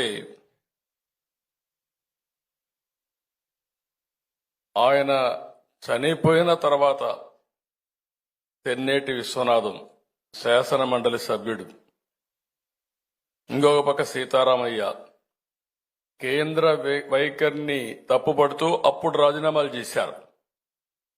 దాంతో ఓసారి ఉద్యమాలు చూసినప్పుడు మీరు ఒక విచిత్రంగా ఉంటాయి. ఒక ఉద్యమం చేసేటప్పుడు ఒక్కొక్కరు గారు రాజీనామాలు చేసి ఇలాంటి రాజకీయ పరిణామాలు కూడా తోడైతే ఉద్యమం తీవ్రం అవుతుంది. దానివల్ల పాలకులు దిగొస్తారు. ఆ విషయం వారు చేసే పరిస్థితికి వచ్చారు. ఇవన్నీ చేసిన తర్వాత ఉద్యమ తీవ్రతను గుర్తుపెట్టుకొని, ఒకటి పొట్టి శ్రీరాములు గారి త్యాగం, తర్వాత ఉద్యమం, ఇవన్నీ గుర్తుపెట్టుకుని 1952 డిసెంబర్ 19న ఆనాటి ప్రధానమంత్రి నెహ్రూ గారు దిగొచ్చి ఆంధ్ర రాష్ట్రం ఏర్పాటు చేస్తామని అనౌన్స్ చేశారు. అది చరిత్ర. అక్కడి నుంచి మీరు చూస్తే రాష్ట్రం వచ్చింది. నాయకులు ఏం చేయాలని ఆలోచించారు, మళ్ళా విడిపోయారు. కమ్యూనిస్టులు విజయవాడ కావాలన్నారు రాజధాని. సంజీవ్ రెడ్డి గారు వీళ్ళంతా కలిసి కర్నూలు కావాలని చెప్పి పట్టుబట్టారు. అదేవిధంగా గౌతల లచ్చన్న వీళ్ళందరూ విశాఖపట్నం కావాలన్నారు. దాంతో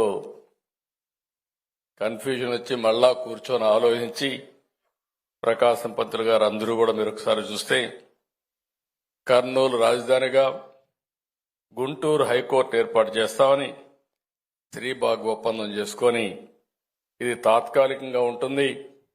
అప్పటికే ఒక పక్క హైదరాబాద్ కూడా కలపాలని చెప్పి ఉద్యమాలున్నాయి కాబట్టి ఆలోచిస్తామని చెప్పి ఆ రోజు తాత్కాలికంగా నిర్ణయం తీసుకొని ముందుకు పోయారు. 11 జిల్లాల్లో ఆంధ్ర రాష్ట్ర ఏర్పాటుకు బిల్లు 1953 ఆగస్టు 10న పార్లమెంట్ ఆమోదించే పరిస్థితి వచ్చింది. అప్పట్లో 11 ఉన్నాయి, తర్వాత 13 జిల్లాలు వచ్చాయి. అయితే ఆయన చనిపోయిన తర్వాత స్వయం పరిపాలన అక్టోబర్ 1వ తారీఖున 1953లో కర్నూలు రాజధానిగా స్టార్ట్ అయింది. అయితే అక్కడి నుంచి మీరు ఒకసారి చూస్తే తెలంగాణ రాష్ట్రం చాలా మంది విశాలాంధ్ర మీరు ఒకసారి చూసినప్పుడు విశాలాంధ్ర ఉద్యమం వచ్చింది.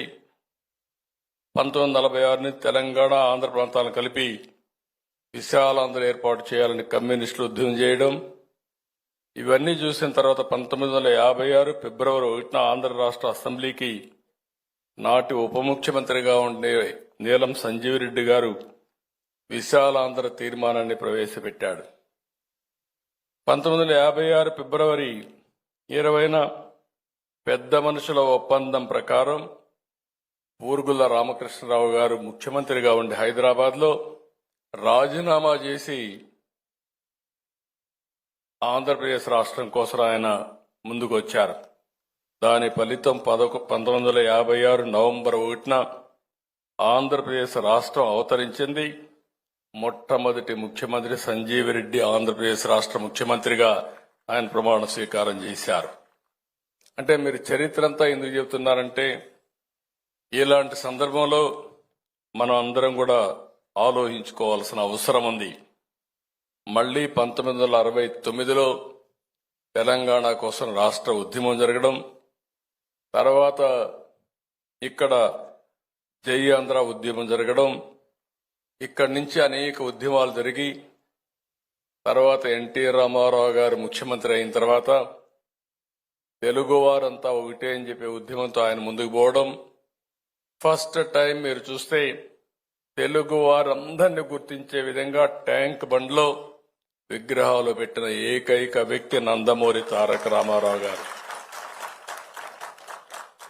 ఆ రోజు ఆయన ఆలోచించి పొట్టి శ్రీరాములు గారి త్యాగాన్ని గుర్తుపెట్టుకుని పొట్టి శ్రీరాములు తెలుగు యూనివర్సిటీ ఏర్పాటు చేసిన నాయకుడు ఎన్టీ రామారావు గారు. ఆ తర్వాత నేను వచ్చిన తర్వాత నెల్లూరు జిల్లాకు పొట్టి శ్రీరాములు జిల్లాగా నామకరణం చేసింది తెలుగుదేశం పార్టీ. మళ్లీ నేను మొన్నొచ్చినప్పుడు మీరు చూస్తే ఆయన పుట్టిన ఊర్లో చాలా పెద్ద ఎత్తున కార్యక్రమాలు చేయాలని, వాటర్ ఇవ్వాలని, బ్రిడ్జ్ ఒకటి బంగారుపాలెం అక్కడ ఉండే బ్రిడ్జ్ ఒకటి వేయాలని, ఇంకొక పక్క హై స్కూల్ డెవలప్ చేయాలని, ఒక ప్రాథమిక ఆరోగ్య కేంద్రం కూడా ఏర్పాటు చేసి దాన్ని అంతా కూడా సిస్టమేటిక్ గా చేసి పొట్టి శ్రీరాములు గారు పుట్టిన గ్రామాన్ని అభివృద్ధి చేసి ఒక మెమోరియల్ తయారు చేయాలని పెద్ద ఎత్తున ముందుకు పోతే దాన్ని కూడా తర్వాత వచ్చిన గవర్నమెంట్ క్యాన్సిల్ చేసే పరిస్థితికి వచ్చారు. ఈ రోజు అందుకే ఆమె ఇస్తున్న ఇటీవల కాలంలో విభజన జరిగిన తర్వాత హైదరాబాద్ లో ఉండే పొట్టి శ్రీరాములు గారి తెలుగు యూనివర్సిటీ పేరు మార్చే పరిస్థితికి వచ్చారు. ఈ రోజు హామీ ఇస్తున్నాం, తొందరలోనే పొట్టి శ్రీరాములు పేరుతో తెలుగు యూనివర్సిటీ ఏర్పాటు చేస్తాం.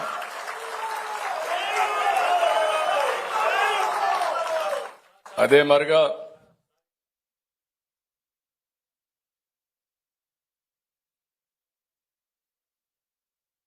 ఓకే చెప్తాను. అదేవిధంగా ఈరోజు మీరు గుర్తుపెట్టుకోవాల్సింది, రాష్ట్ర ప్రజలందరూ కూడా గుర్తుపెట్టుకోవాలి, రాజకీయాల కోసం ఎప్పటికప్పుడు ఇవన్నీ కూడా కన్ఫ్యూజ్ చేస్తూ ఉంటారు. 1953 అక్టోబర్ 1 ఆంధ్ర రాష్ట్రం ఏర్పడింది. 1956 నవంబర్ 1 ఆంధ్రప్రదేశ్ రాష్ట్రం ఏర్పడింది. 2014 జూన్ 2న నవ్య ఆంధ్రప్రదేశ్ రాష్ట్రం ఏర్పడింది, తెలంగాణ రాష్ట్రం ఏర్పడింది. ఇవన్నీ చూసిన తర్వాత ఈరోజు నేను ఆలోచించింది, ఏ రోజైతే బాగుంటుందని ఆలోచించినప్పుడు దీనికి డిసెంబర్ 15 పొట్టి శ్రీరాములు ఆత్మార్పణం ఎప్పుడు చేశారో అది భాషా ప్రయుక్త రాష్ట్రాలకు నాంది పలికింది కాబట్టి దీన్ని ఘనంగా చేయాలనే ఉద్దేశంతోనే ఈరోజు మనం చేశాం. ఈ సందర్భంగా నేను ఒకటే గుర్తుపెట్టుకోండి, ఎందుకు మనం ఇలాంటి నాయకుల్ని మళ్లీ మళ్లీ గుర్తు తెచ్చుకుంటున్నామంటే వాళ్ళు చేసిన త్యాగాల్ని గుర్తుపెట్టుకోవడం, జాతి ప్రయోజనాల కోసం ఏ విధంగా పోరాటం చేశారో, ఏ విధంగా ప్రాణ త్యాగాలు చేశారో ఆ స్ఫూర్తిని అర్థం చేసుకుని వారి యొక్క ఆశయాల్ని, వారి యొక్క లెగసీని ముందుకు తీసుకుపోయే బాధ్యత ఇక్కడుండే మన మీదనే కాదు, ఈ రాష్ట్రంలో ఉండే 5,50,00,000 మంది పైన ఉందని చెప్పి మరొకసారి గుర్తు చేస్తున్నా. అందుకే ఇప్పుడే మిత్రులు చెప్పారు, పవన్ కళ్యాణ్ గారు, మేమేదో ఇక్కడ రాష్ట్రంలో మాటలు చెప్పడానికి లేవు. ఈరోజు మీరు చూశారు, తెలుగు జాతి అనేక సమస్యలను చరిత్రలో ఎదుర్కొనింది. మెడ్రాస్కి వెళ్ళాం, హైదరాబాద్కి వెళ్ళాం, మళ్ళా విజయవాడకు వచ్చాం, అమరావతికి వచ్చాం. ఇలాంటి సమస్యలు వచ్చాయి. అంత మునుపు కూడా సమస్యలు వచ్చాయి. నేను ఆ రోజు హైదరాబాద్ని తెలుగు జాతి కోసం ప్రపంచంలోనే నెంబర్ 1 సిటీగా తయారు చేయాలని కంకణం కట్టుకుని ఎప్పుడు పవన్ కళ్యాణ్ గారు అంటారు. మేమందరం ఆ దారిలో పోతా ఉంటే ఎప్పుడు చూడలేదు. దారిలో పోవడానికి కూడా అవకాశం, పక్కన ఒకటే రోడ్డు ఉండేది. హైదరాబాద్ యూనివర్సిటీకి పోవడానికి ఒక రోడ్డు మాత్రం ఉండేది. అలాంటిది కొండల్లో గుట్టల్లో మీరు సైబరాబాద్ నగరాన్ని మీ విజన్లో చూశారు. ఈరోజు అది నెంబర్ 1 సిటీ అయిందంటే అది మీ విజన్ అని చెప్పి వారు ఎప్పుడు అంటా ఉంటారు. ఈరోజు నేను ఒకటే ఆలోచిస్తున్నాను, చాలా మంది విమర్శించే వాళ్ళు ఉంటారు. ఈరోజు మీరు ఒక్కసారి చూసినప్పుడు భారతదేశంలో ఒకప్పుడు తిండి కూడా లేకుండా కరువు వస్తే ఎన్నో సమస్యలు వచ్చేటివి. అక్కడి నుంచి ఎంతో మంది వ్యక్తులు అనేక విధాలుగా పనిచేసి ఈరోజు మీరు చూస్తే గ్రీన్ రెవల్యూషన్ని, వైట్ రెవల్యూషన్ని, లేకపోతే మన తెలుగు బిడ్డ పివి నరసింహరావు గారు ఆర్థిక సంస్కరణలు చేసి ఈ దేశానికి ఒక దశ దిశ చూపించిన ఏకైక వ్యక్తి పివి నరసింహరావు గారు. వీళ్ళందరి త్యాగాలు మనం గుర్తుపెట్టుకోవాల్సిన అవసరం ఉంది. ఇంకో పక్కన ఎన్టీ రామారావు గారిని చూస్తే ఒక ప్రాంతీయ పార్టీ పెట్టి దేశ రాజకీయాలు చేస్తూనే ఒక నేషనల్ లెవెల్లో మీరు చూసినప్పుడు జాతీయవాదిగా ఆయన ముందుకెళ్లాడు. ఆయన ఎప్పుడు కూడా ఒక ప్రాంతీయ పార్టీ దృక్పథం, దేశాభివృద్ధితో ముందుకు పోయిన వ్యక్తి ఎన్టీ రామారావు గారు. అందుకే ఇవన్నీ చూసిన తర్వాత మేమందరం కలిసి ఈరోజు మీ అందరికీ స్వర్ణ ఆంధ్రప్రదేశ్ విజన్ 2047 తీసుకొచ్చాం. ఇది మీరు గుర్తుపెట్టుకోవాల్సిన అవసరం ఉంది. ఇదేదో పేపర్ మీద ఉండే డాక్యుమెంట్ కాదు. 2047కి ఏం జరగబోతుందో చాలా స్పష్టత ఇచ్చే డాక్యుమెంట్ ఇది. ఇది ఒక వ్యక్తి కోసరం కాదు, ఒక కులం కోసరం కాదు, ఒక మతం కోసరం కాదు, ఒక కుటుంబాని కోసరం కాదు, కొంతమంది కుటుంబాల కోసరం కాదు.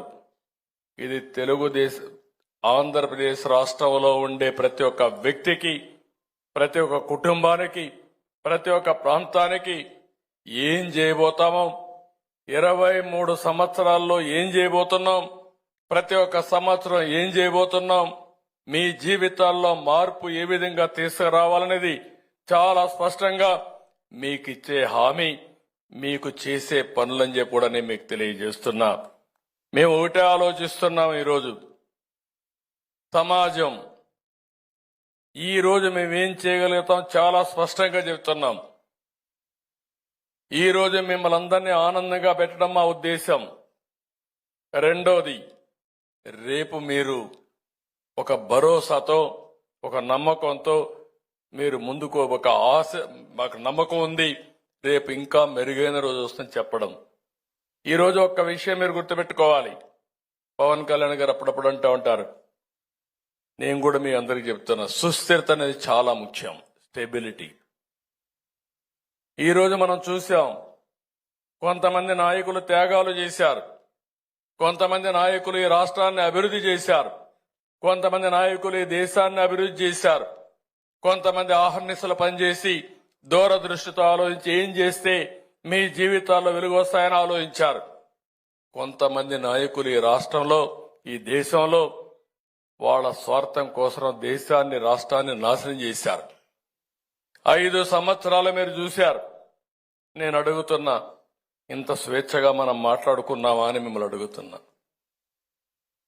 పొట్టి శ్రీరాములు గారి యొక్క గ్రామంలో నేను అభివృద్ధి కార్యక్రమాలు ఇస్తే అభివృద్ధి కార్యక్రమాలన్నీ కూడా రద్దు చేసేశారు. మళ్ళా పొట్టి శ్రీరాములు గారి పైన ఎక్కడా లేని ప్రేమ వాళ్ళకు పోసే పరిస్థితికి వచ్చారు. అంటే ఏది చెప్పినా నమ్ముతారనేది. ఇంకో పక్కన ఇన్ని సమస్యలు మనం చూస్తే 2014లో విభజన జరిగిన తర్వాత 13.5% గ్రోత్ రేటు సాధించాం. ఎవ్వరికి ఏ కష్టం లేకుండా చేశాం.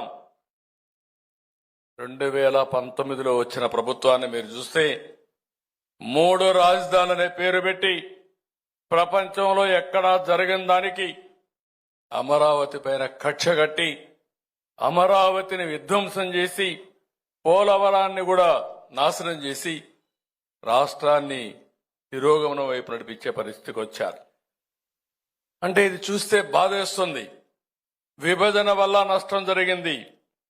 విభజన అంటే కూడా 19లో వచ్చిన ప్రభుత్వం వల్ల ఈ రాష్ట్రానికి ఎక్కువ నష్టం జరిగింది. ఈ విషయం మీరు గుర్తుపెట్టుకోవాల్సిన అవసరం ఉంది. 6 నెలలుగా కష్టపడుతున్నాం. 6 నెలల్లో మీరు చూస్తే ఎప్పుడొచ్చినా నాకు ఒకటే గుర్తొస్తుంది. ఈ దేశం కోసం పోరాడిన నాయకులు గుర్తొస్తారు, త్యాగాలు చేసిన నాయకులు గుర్తొస్తారు. ఒక ఎన్టీ రామారావు గారు గుర్తొస్తారు, ఒక పొట్టి శ్రీరాములు గారు గుర్తొస్తారని చెప్పి కూడా నేను మీకు తెలియజేస్తున్నా. మళ్లీ కష్టం అనిపించినా కాదు, ఇది చేస్తాం అని మళ్లీ ముందుకు పోతున్నాం. ఆ దృఢ సంకల్పమే ముందుకు తీసుకుపోతా ఉంది. నా ఆలోచన ఒకటే, నేను చాలా స్పష్టంగా విజన్లో కూడా చెప్పాం. మేము వెల్తీ, హెల్తీ, హ్యాపీ సొసైటీయే మా లక్ష్యం. సంపద అనేది కొంతమందికి పరిమితం కావడం కాదు, ప్రతి ఒక్క కుటుంబానికి రావాల్సిన అవసరం ఉంది. ప్రతి ఒక్క కుటుంబం జీవన ప్రమాణాలు మెరుగుపడాలి. ఆ జీవన ప్రమాణాలు మెరుగుపడి వారు కూడా ఆదాయాన్ని పెంచుకునే మార్గం, ఆరోగ్యంగా ఉండే మార్గం, ఆనందంగా ఉండే విధానానికి రూపకల్పనే విజన్ 2047 అని చెప్పి కూడా నేను మీకు తెలియజేస్తున్నా. ఇందులో ప్రతి ఒక్క కుటుంబానికి న్యాయం చేస్తాం. మేము న్యాయం చేస్తామంటే మీరు ఏమాత్రం ఆలోచించకుండా ఇంట్లో పడుకుంటే కరెక్ట్ కాదు, అది కూడా చెప్తున్నా. లేకపోతే ఎవడో కుట్రలు చేస్తే ఆ కుట్రల్లో మీరు కూడా భాగస్వాములు అయితే కూడా కరెక్ట్ కాదు. ఏమైందో మీరు చూశారు. 19లో ఎత్తున చేయబెట్టి తర్వాత ఏం జరిగిందో మీరే చూశారు. మీ ఆస్తులే రాయించుకునే పరిస్థితికి వచ్చారు. నేను అందుకనే మిమ్మల్ని కోరేది, ఓసారి జ్ఞాపకం ఉండాలి. ఒక పొట్టి శ్రీరాములు గారిని గుర్తుపెట్టుకోవడమే కాదు, ఒక సర్దార్ వల్లభాయ్ పటేల్ను గుర్తుపెట్టుకోవడం కాదు, 1924లో జరిగిన పరిపాలన కూడా ఒకసారి గుర్తుపెట్టుకుంటే వాళ్ళ త్యాగాలు ఏ విధంగా మనకు ఉపయోగపడ్డాయి, ఇలాంటి వాళ్ళ వల్ల నరకాన్ని ఎట్లా అనుభవించామో ఒక్కసారి గుర్తుపెట్టుకుంటే మీకే కాదు, నాకు తప్పలా, మా పవన్ కళ్యాణ్ గారు కూడా తప్పలా, కొంతవరకు అందరం బాధితులమే. 32,000 కోట్లు పెంచి ఇప్పుడు కూడా చెప్తున్నా, మళ్ళీ వాళ్ళు చేసిన పాపాలు ఎంతంటే 1,25,000 కోట్ల రూపాయలు అప్పు చేశారు. కడాన నాకు దిక్కుదోచిన పరిస్థితుంది. ఇప్పుడు కూడా నా అనుభవం అంతా కూడా అప్పుడప్పుడు పవన్ కళ్యాణ్ గారు అంటారు, మిత్రుడు అంటారు, మీకు చాలా అనుభవం సార్ అంటాడు, చాలా ఓపిక కూడా ఉందంటాడు. ఓపిక ఉంది, అనుభవం ఉంది. కానీ నాలాంటి వాడికి కూడా ఏం చేయాలని అర్థం కాని పరిస్థితి ఉందంటే, ఇంకో పక్క మీరు ఒక్కసారి చూస్తే కేంద్రంలో కూడా మన పరపతి పెరిగింది కాబట్టి కనీసం అప్పుడప్పుడు ఆక్సిజన్ ఇస్తున్నారు, లేకుంటే అది కూడా లేదు. చాలా ఇబ్బందులు వచ్చేటివి. ఈరోజు అమరావతి పని ప్రారంభమైన, పోలవరం పని ప్రారంభమైన, గుంతల పడిన రోడ్లకు మళ్లీ గుంతల పూడ్చే కార్యక్రమం ప్రారంభించిన, అన్నా క్యాంటీన్ పెట్టిన, దేశంలో ఎక్కడా ఇవ్వని విధంగా 4,000 రూపాయలు పెన్షను, 6,000 రూపాయలు పెన్షను, ఇంకో పక్క 10,000, 15,000 ఇస్తున్నాం. అది మాకుండే హ్యూమన్ యాంగిల్. నేను గాని ఈ వేదిక పై నుండే మేమందరం కూడా ఒకటి ఆలోచిస్తున్నాం. ఇంకా పేదవాడికి ఏ విధంగా న్యాయం చేయగలుగుతాం, పిల్లల్ని ఏ విధంగా బాగా చదివించగలుగుతాం, మీ భవిష్యత్తులో పెను మార్పులు తీసుకొచ్చి మీరు ఆనందంగా ఏ విధంగా ఉండాలనో అదే ఆలోచిస్తున్నాం తప్ప ఇంకోటి కాదని చెప్పి కూడా నేను మీకు తెలియజేస్తున్నా. ఇబ్బందులు తాత్కాలికం. త్యాగాలు చేసిన నాయకులను చూసినప్పుడు ఈ ఇబ్బందులు అధిగమించడం కష్టం కాదు, తాత్కాలికంగా ఉంటాయి. కష్టపడతాం, శ్రమ చేస్తాం, దీన్ని అధిగమిస్తామని చెప్పి నేను మీకు తెలియజేసుకుంటూ, రాబోయే సంవత్సరం ఎందుకు ఇవన్నీ చెప్తున్నానంటే, మంచిని గుర్తుపెట్టుకోవాలా, చెడును కూడా ఒక పక్కన మైండ్లో గుర్తుపెట్టుకోవాలా. ఒక పొట్టి శ్రీరాములు గారిని గుర్తుపెట్టుకోవాలి, ఒక మహాత్మా గాంధీని గుర్తుపెట్టుకోవాలి, ఒక సర్దార్ వల్లభాయ్ పటేల్ను గుర్తుపెట్టుకోవాలి, ఒక ఎన్టీ రామారావు గారిని గుర్తుపెట్టుకోవాలి, ఇంకో పక్క చెడు చేసిన వ్యక్తుల్ని గుర్తుపెట్టుకోవాలి. మీరు గుర్తుపెట్టుకోలేదనుకోండి, మళ్ళీ కాబట్టి నేను అందుకే చెప్తున్నా, అది చేసినప్పుడే మన నాయకులకి మనం నివాళులర్పించినట్టు అవుతుంది. వచ్చే ఏడాది 2025 మార్చి 16 నుంచి 125వ జయంతి ప్రారంభమవుతుంది పొట్టి శ్రీరాములు గారిది. దీన్ని ఘనంగా చేద్దాం. నేను ముందే చెప్పాను, పొట్టి శ్రీరాములు గారి యూనివర్సిటీ పెడతామని. అదే కాకుండా ఇంకొక పక్కన తెలుగు యూనివర్సిటీ పెడతాం, ఇంకో పక్క ఇక్కడనే మీరు మిత్రులు చెప్పారు, ఏదైతే అమరావతిలో మెమోరియల్ పెట్టి అక్కడ ఒక విగ్రహం పెట్టి పొట్టి శ్రీరాములు గారు చేసిన త్యాగాల్ని గుర్తుపెట్టుకునే విధంగా ఏం చేయాలో అవి కూడా చేస్తాం. అదే సమయంలో పొట్టి శ్రీరాములు గారు పుట్టిన గ్రామాన్ని అభివృద్ధి చేసి ఆయన ఆ రోజు ఉన్నటువంటి ఇంటిని కూడా ఒక మెమోరియల్గా తయారు చేసి శాశ్వతంగా గుర్తుపెట్టుకునే విధంగా చేస్తామని చెప్పి కూడా నేను మీకు తెలియజేస్తున్నా. ఇవన్నీ మనం చేసి ముందుకు పోయే సమయంలో మళ్లీ రాష్ట్రం నుండి అందరిని కోరుతున్నా, నా ఆలోచన 2047కి అంటే 100 సంవత్సరాలు స్వాతంత్రం వచ్చిన సందర్భం. ఆ రోజుటికి ఈ రాష్ట్రంలో ప్రతి ఒక్కరి ఆదాయం దగ్గర దగ్గర $42,000 అన్నాను. $42,000 అంటే ఇప్పుడు $3,000 ఉంది. 3,000 అంటే 2,50,000. రేపు 42,000 అంటే ఈ లెక్కన వేసుకుంటే దగ్గర దగ్గర 20 నుంచి 30 లక్షల ఆదాయం ఉండాలి ప్రతి ఒక్క కుటుంబానికి, ఇంకా ఎక్కువ ఉండాలి. అలాంటి ఎందుకు ఈ విషయం కూడా చెప్పానంటే, ఈరోజు మన వాళ్ళు ఉన్నారు, చాలా మంది నన్ను అప్పుడప్పుడు అంటూ ఉంటారు, మీరు ఎప్పుడు మాట్లాడుతూ ఉంటారు కానీ ఇవన్నీ ఎందుకు మీరు రెస్ట్ తీసుకోవాలని కూడా మాట్లాడుతూ ఉంటారు. మీరు ఒకసారి తృప్తి అనమాట. 25 ఏళ్లకు మునుపు, ఏదో 100 ఏళ్లకు మునుపు కాదు, 25 సంవత్సరాల కంటే ముందు నేను ఐటీని ప్రారంభించాను. నేను గర్వంగా చెప్తున్నా, ఈ దేశంలో ఐటీ గురించి మాట్లాడుతున్న ఏకైక నాయకుడు నేనే కంటిన్యూగా రాజకీయాల్లో. దాని విలువ గాని దాని భవిష్యత్తును గాని నేను గుర్తుపెట్టుకున్నాను. అందుకే మిమ్మల్ని అందరినీ కోరుతున్నా, భవిష్యత్తులో శారీరక కష్టం చేయడం కాదు, ఒకప్పుడు మడకలు దున్నేవాళ్ళం, పెద్ద ఎత్తున మోసేవాళ్ళు. ఇప్పుడు అన్ని కూడా పోయినాయి. సెల్ ఫోన్ ఉంటే చాలు అన్ని ఆపరేషన్లు అన్ని అయిపోతున్నాయి. ఒకప్పుడు రాసి అలిచిపోయేవాళ్ళు లెక్కలు. ఇప్పుడు ఆ లెక్కలు కూడా అక్కర్లా, ఊరికే క్లిక్ చేస్తే చాలు రికార్డులన్నీ వచ్చేస్తాయి. ఒకప్పుడు తిరిగి అలిచిపోయేవాళ్ళం బిల్లులు కట్టాలంటే, అది కూడా అక్కర్లా, ఊరికే ఒక బటన్ కొడితే మీ అకౌంట్ల నుంచి ఇది అవుతాయి. ఇప్పుడే మిత్రులు ఒక మాట అన్నారు, ఒకప్పుడు 1650 కోట్ల రూపాయలు రైతులకు బకాయిలు పెట్టిపోయారు. 8 నెలలు సంవత్సరం రైతు పండించిన పంటకు తీసుకొని డబ్బులు ఇవ్వకుండా పోయారు. ఈ ప్రభుత్వం వస్తానే ఆ 1600 కట్టాం. ఇంకొక మాట చెప్పాను, 1600 కట్టడమే కాదు, 48 గంటల్లో రైతు వరి ధాన్యం ఇస్తే ధాన్యానికి తిరిగి వాళ్ళ బ్యాంక్ అకౌంట్ లో డబ్బులు వేసే ప్రభుత్వం ఈ ప్రభుత్వం అని చెప్పి కూడా నేను మీకు తెలియజేస్తున్నా. నేను ఇప్పుడే మాట్లాడితే ఇంకొక మాట కూడా అన్నాను, మేము 4 గంటలకే ఇస్తున్నాం సార్ మా కమిషనర్ అంటే, 4 గంటలకు అవసరం ఏంటి? అవసరమైతే ఇన్స్టెంట్ గా ఇద్దాం. రైస్ మిల్లు డౌన్లోడ్ చేసుకుంటారు, ట్రాక్టర్ని సంతకం పెడతాడు, కంప్యూటర్లో ఎంటర్ చేస్తాడు. ఎంటర్ చేసిన నెక్స్ట్ మినిట్ లో రైతు అకౌంట్ కు డబ్బులు పడాలి.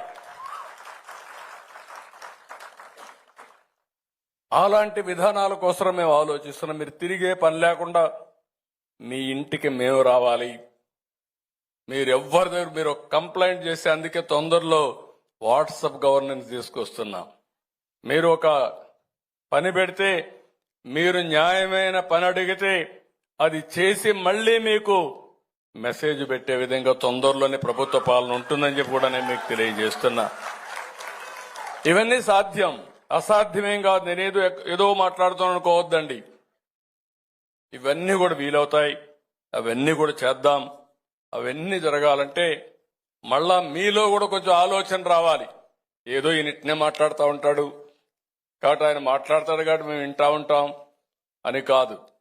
నేను చెప్పిన దాంట్లో వాస్తవాలుంటే మీరు ఉపయోగించుకోండి, నాకు సహకరించండి.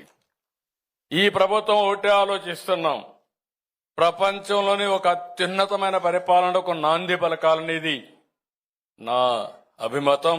మా మిత్రుడు పవన్ కళ్యాణ్ గారు గాని, జనసేన పార్టీ గాని మొత్తం కూడా దీనికి కట్టుబడి ఉన్నామని చెప్పి కూడా నేను మీకు తెలియజేస్తున్నా. ఏ వ్యక్తికి ఏ ఇబ్బంది లేకుండా ఒక సుపరిపాలన చేయాలనేది మా అభిమతం.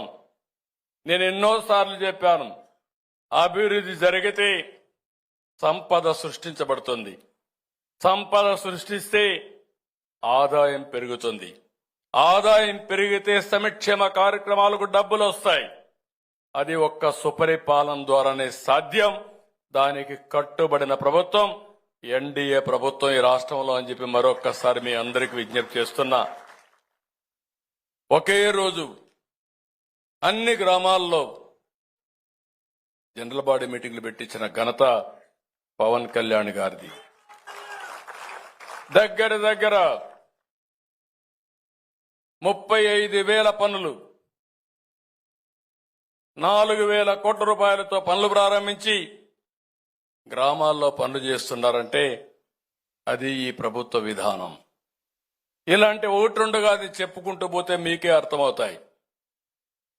మొత్తం గోదావరిలో మునిగిపోయినటువంటి పోలవరాన్ని మళ్లీ కట్టే పరిస్థితికి వచ్చాం. అసాధ్యమైన పని. మళ్లీ దానికి చాలా సమస్యలు వచ్చాయి, అన్ని కూడా రివైవ్ చేశాం. పోయిన నమ్మకాన్ని మళ్లీ ఇప్పుడిప్పుడే పునరుద్ధరిస్తున్నాం. ఒక వ్యక్తికి ఒక విషయం మీరు గుర్తుపెట్టుకోవాలి, ఒక వ్యక్తి పైన నమ్మకం పోతే గ్రామాల్లో గాని కుటుంబంలో కూడా తన మాట వినరు. అప్పు తీసుకొని ఎగ్గొడతా ఉంటే, ఎక్కడో గాలికి తిరుగుతా ఉంటే ఆ వ్యక్తి పైన విశ్వాసం పోయిన తర్వాత ఇంట్లో వాళ్ళు కూడా చులకనగా చూస్తారు, బయట వాళ్ళు మాట్లాడరు, మాట్లాడినా తప్పించుకుంటారు. వీడు వస్తే డబ్బులు అడిగే పరిస్థితి వస్తాడని. అలాంటి పరిస్థితి మన రాష్ట్ర పరిస్థితి. అప్పులు ఇచ్చేవాడు లేరు, అప్పులు చేయాలంటే అవకాశాలు లేవు. కడాన మీరు ఒక చిన్న విషయం మీరు గుర్తుపెట్టుకుంటే, ఒక ఫైనాన్స్ కమిషన్ వేస్తారు దేశంలో.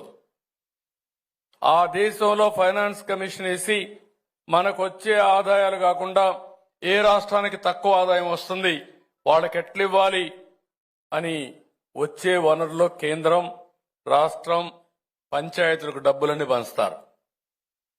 15వ ఆర్థిక సంఘాన్ని వేశారు, 5 ఏళ్లకు డబ్బులు ఇచ్చారు. అది ఇంకా 2 ఏళ్లు ఈ సంవత్సరం, రాబోయే సంవత్సరం ఉంది.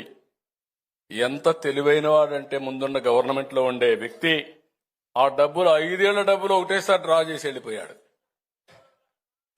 అంటే నాకే ఆశ్చర్యం వేసింది. నేను అనుకున్నాను ఫైనాన్స్ కమిషన్ ఉంది, డబ్బులు వస్తాయని. మా వాళ్ళు అడిగితే సార్ 2 సంవత్సరాల డబ్బులు కూడా డ్రా చేసుకొని పోయారు, అది కేంద్రం ఇచ్చేశారు, వాళ్ళని కూడా మెప్పించి తెచ్చేసాడు, అయిపోయింది సార్, ఇంకేం ఆ డబ్బులు ఏమి రావు మనకని. అంటే 2 ఏళ్లు కూడా వచ్చే డబ్బులు రాని పరిస్థితి వచ్చేసింది. అన్ని దొంగ బిల్లులే, దొంగ బుద్ధులే.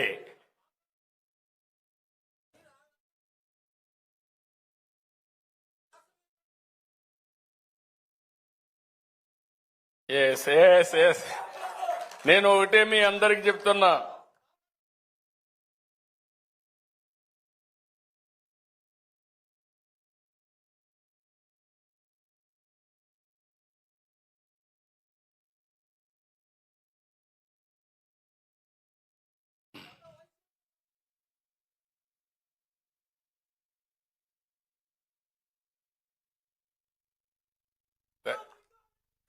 Thank you.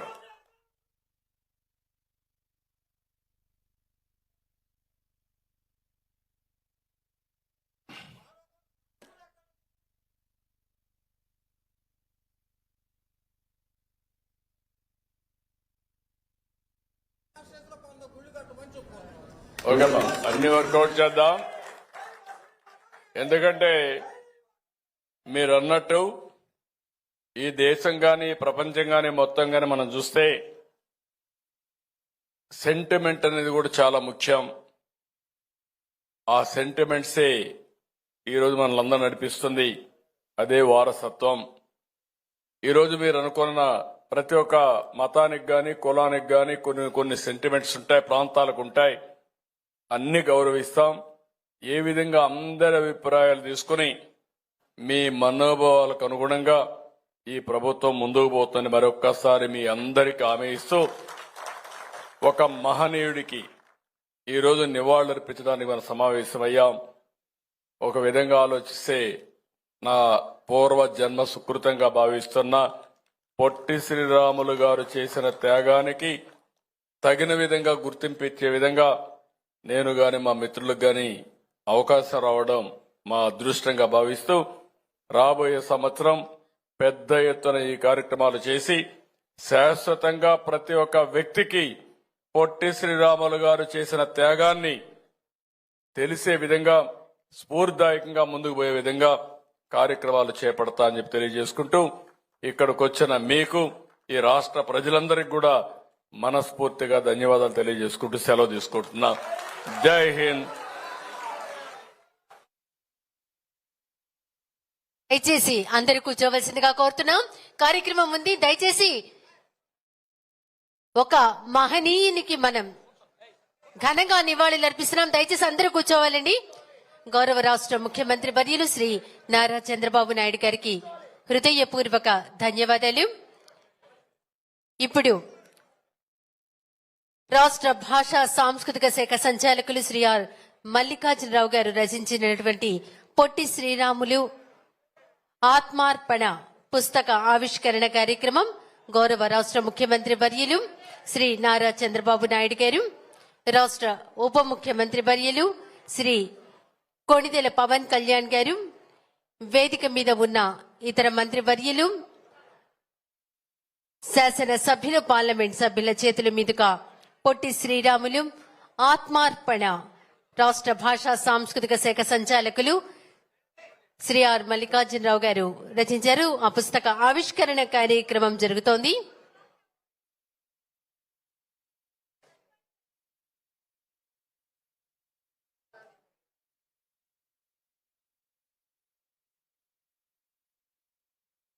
పుస్తక ఆవిష్కరణ కార్యక్రమంలో పాల్గొన్న వారికి హృదయపూర్వక ధన్యవాదాలు. ఇప్పుడు అమరజీవి పొట్టి శ్రీరాములు గారి కుటుంబ సభ్యులను సత్కరించే కార్యక్రమం ముందుగా పొట్టి శ్రీరాములు గారి మేనల్లుడు వెంకటేశ్వర్లు గారి తనయులు శ్రీ గునుపూడి సుబ్రహ్మణ్యం గారు మారేడు నుంచి విచ్చేశారు.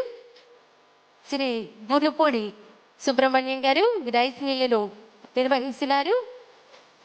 పొట్టి శ్రీరాములు గారి మేనల్లుడు వారిని సత్కరించవలసిందిగా రాష్ట్ర ముఖ్యమంత్రి వర్యులు శ్రీ నారా చంద్రబాబు నాయుడు గారిని, రాష్ట్ర ఉప ముఖ్యమంత్రి వర్యులు కొణిదెల పవన్ కళ్యాణ్ గారిని కోరుతున్నాం.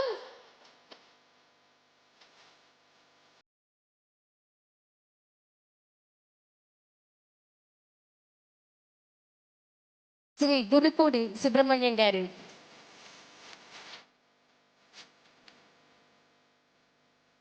తర్వాత శ్రీ గురుపూడి నరసింహారావు గారిని సత్కరిస్తున్నారు.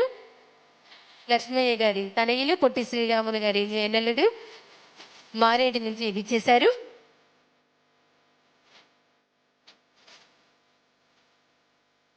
నారెండ నుంచి విచ్చేసిన శ్రీ గురుపూడి నరసింహారావు గారు, తర్వాత శ్రీ గురుపూడి సుబ్రహ్మణ్యం గారు నారెండ నుంచి విచ్చేశారు. దయచేసి అందరూ కూర్చోవాలండి. అమరశ్రీ పొట్టి శ్రీరాములు గారి కుటుంబ సభ్యులను రాష్ట్ర ముఖ్యమంత్రి వర్యులు గౌరవనీయులు నారా చంద్రబాబు నాయుడు గారు, ఉప ముఖ్యమంత్రి వర్యులు శ్రీ కొణిదెల పవన్ కళ్యాణ్ గారు, ఇతర మంత్రి వర్యులు అందరూ సత్కరిస్తున్నారు.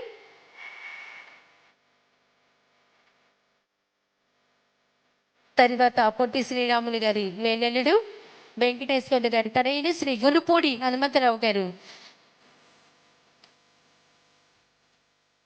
అద్దెకి నుంచి విచ్చేశారు. శ్రీ గునుపూడి హనుమంతరావు గారు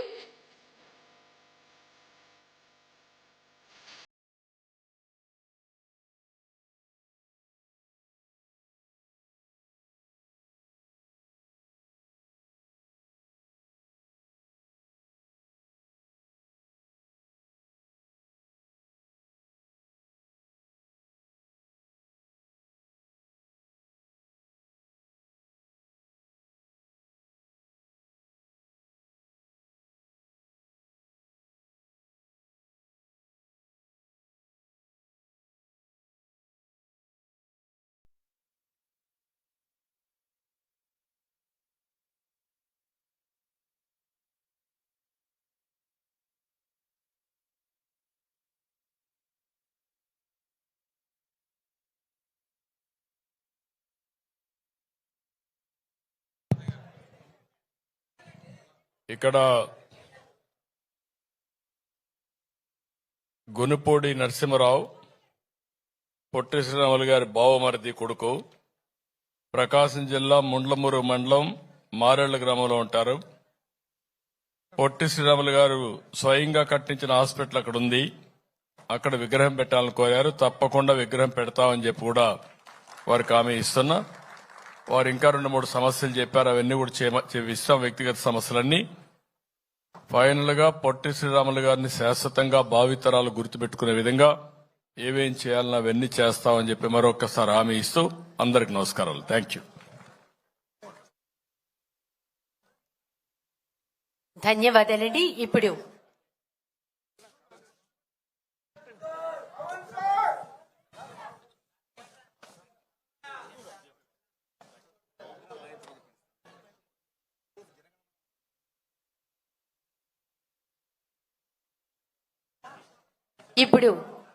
జాతీయ గీతాలాపన బ్యాండ్ ప్లే చేయవలసిందిగా కోరుతున్నాం. అందరూ లేచి నిలబడవలసిందిగా కోరుతున్నాం. జాతీయ గీతాలాపన.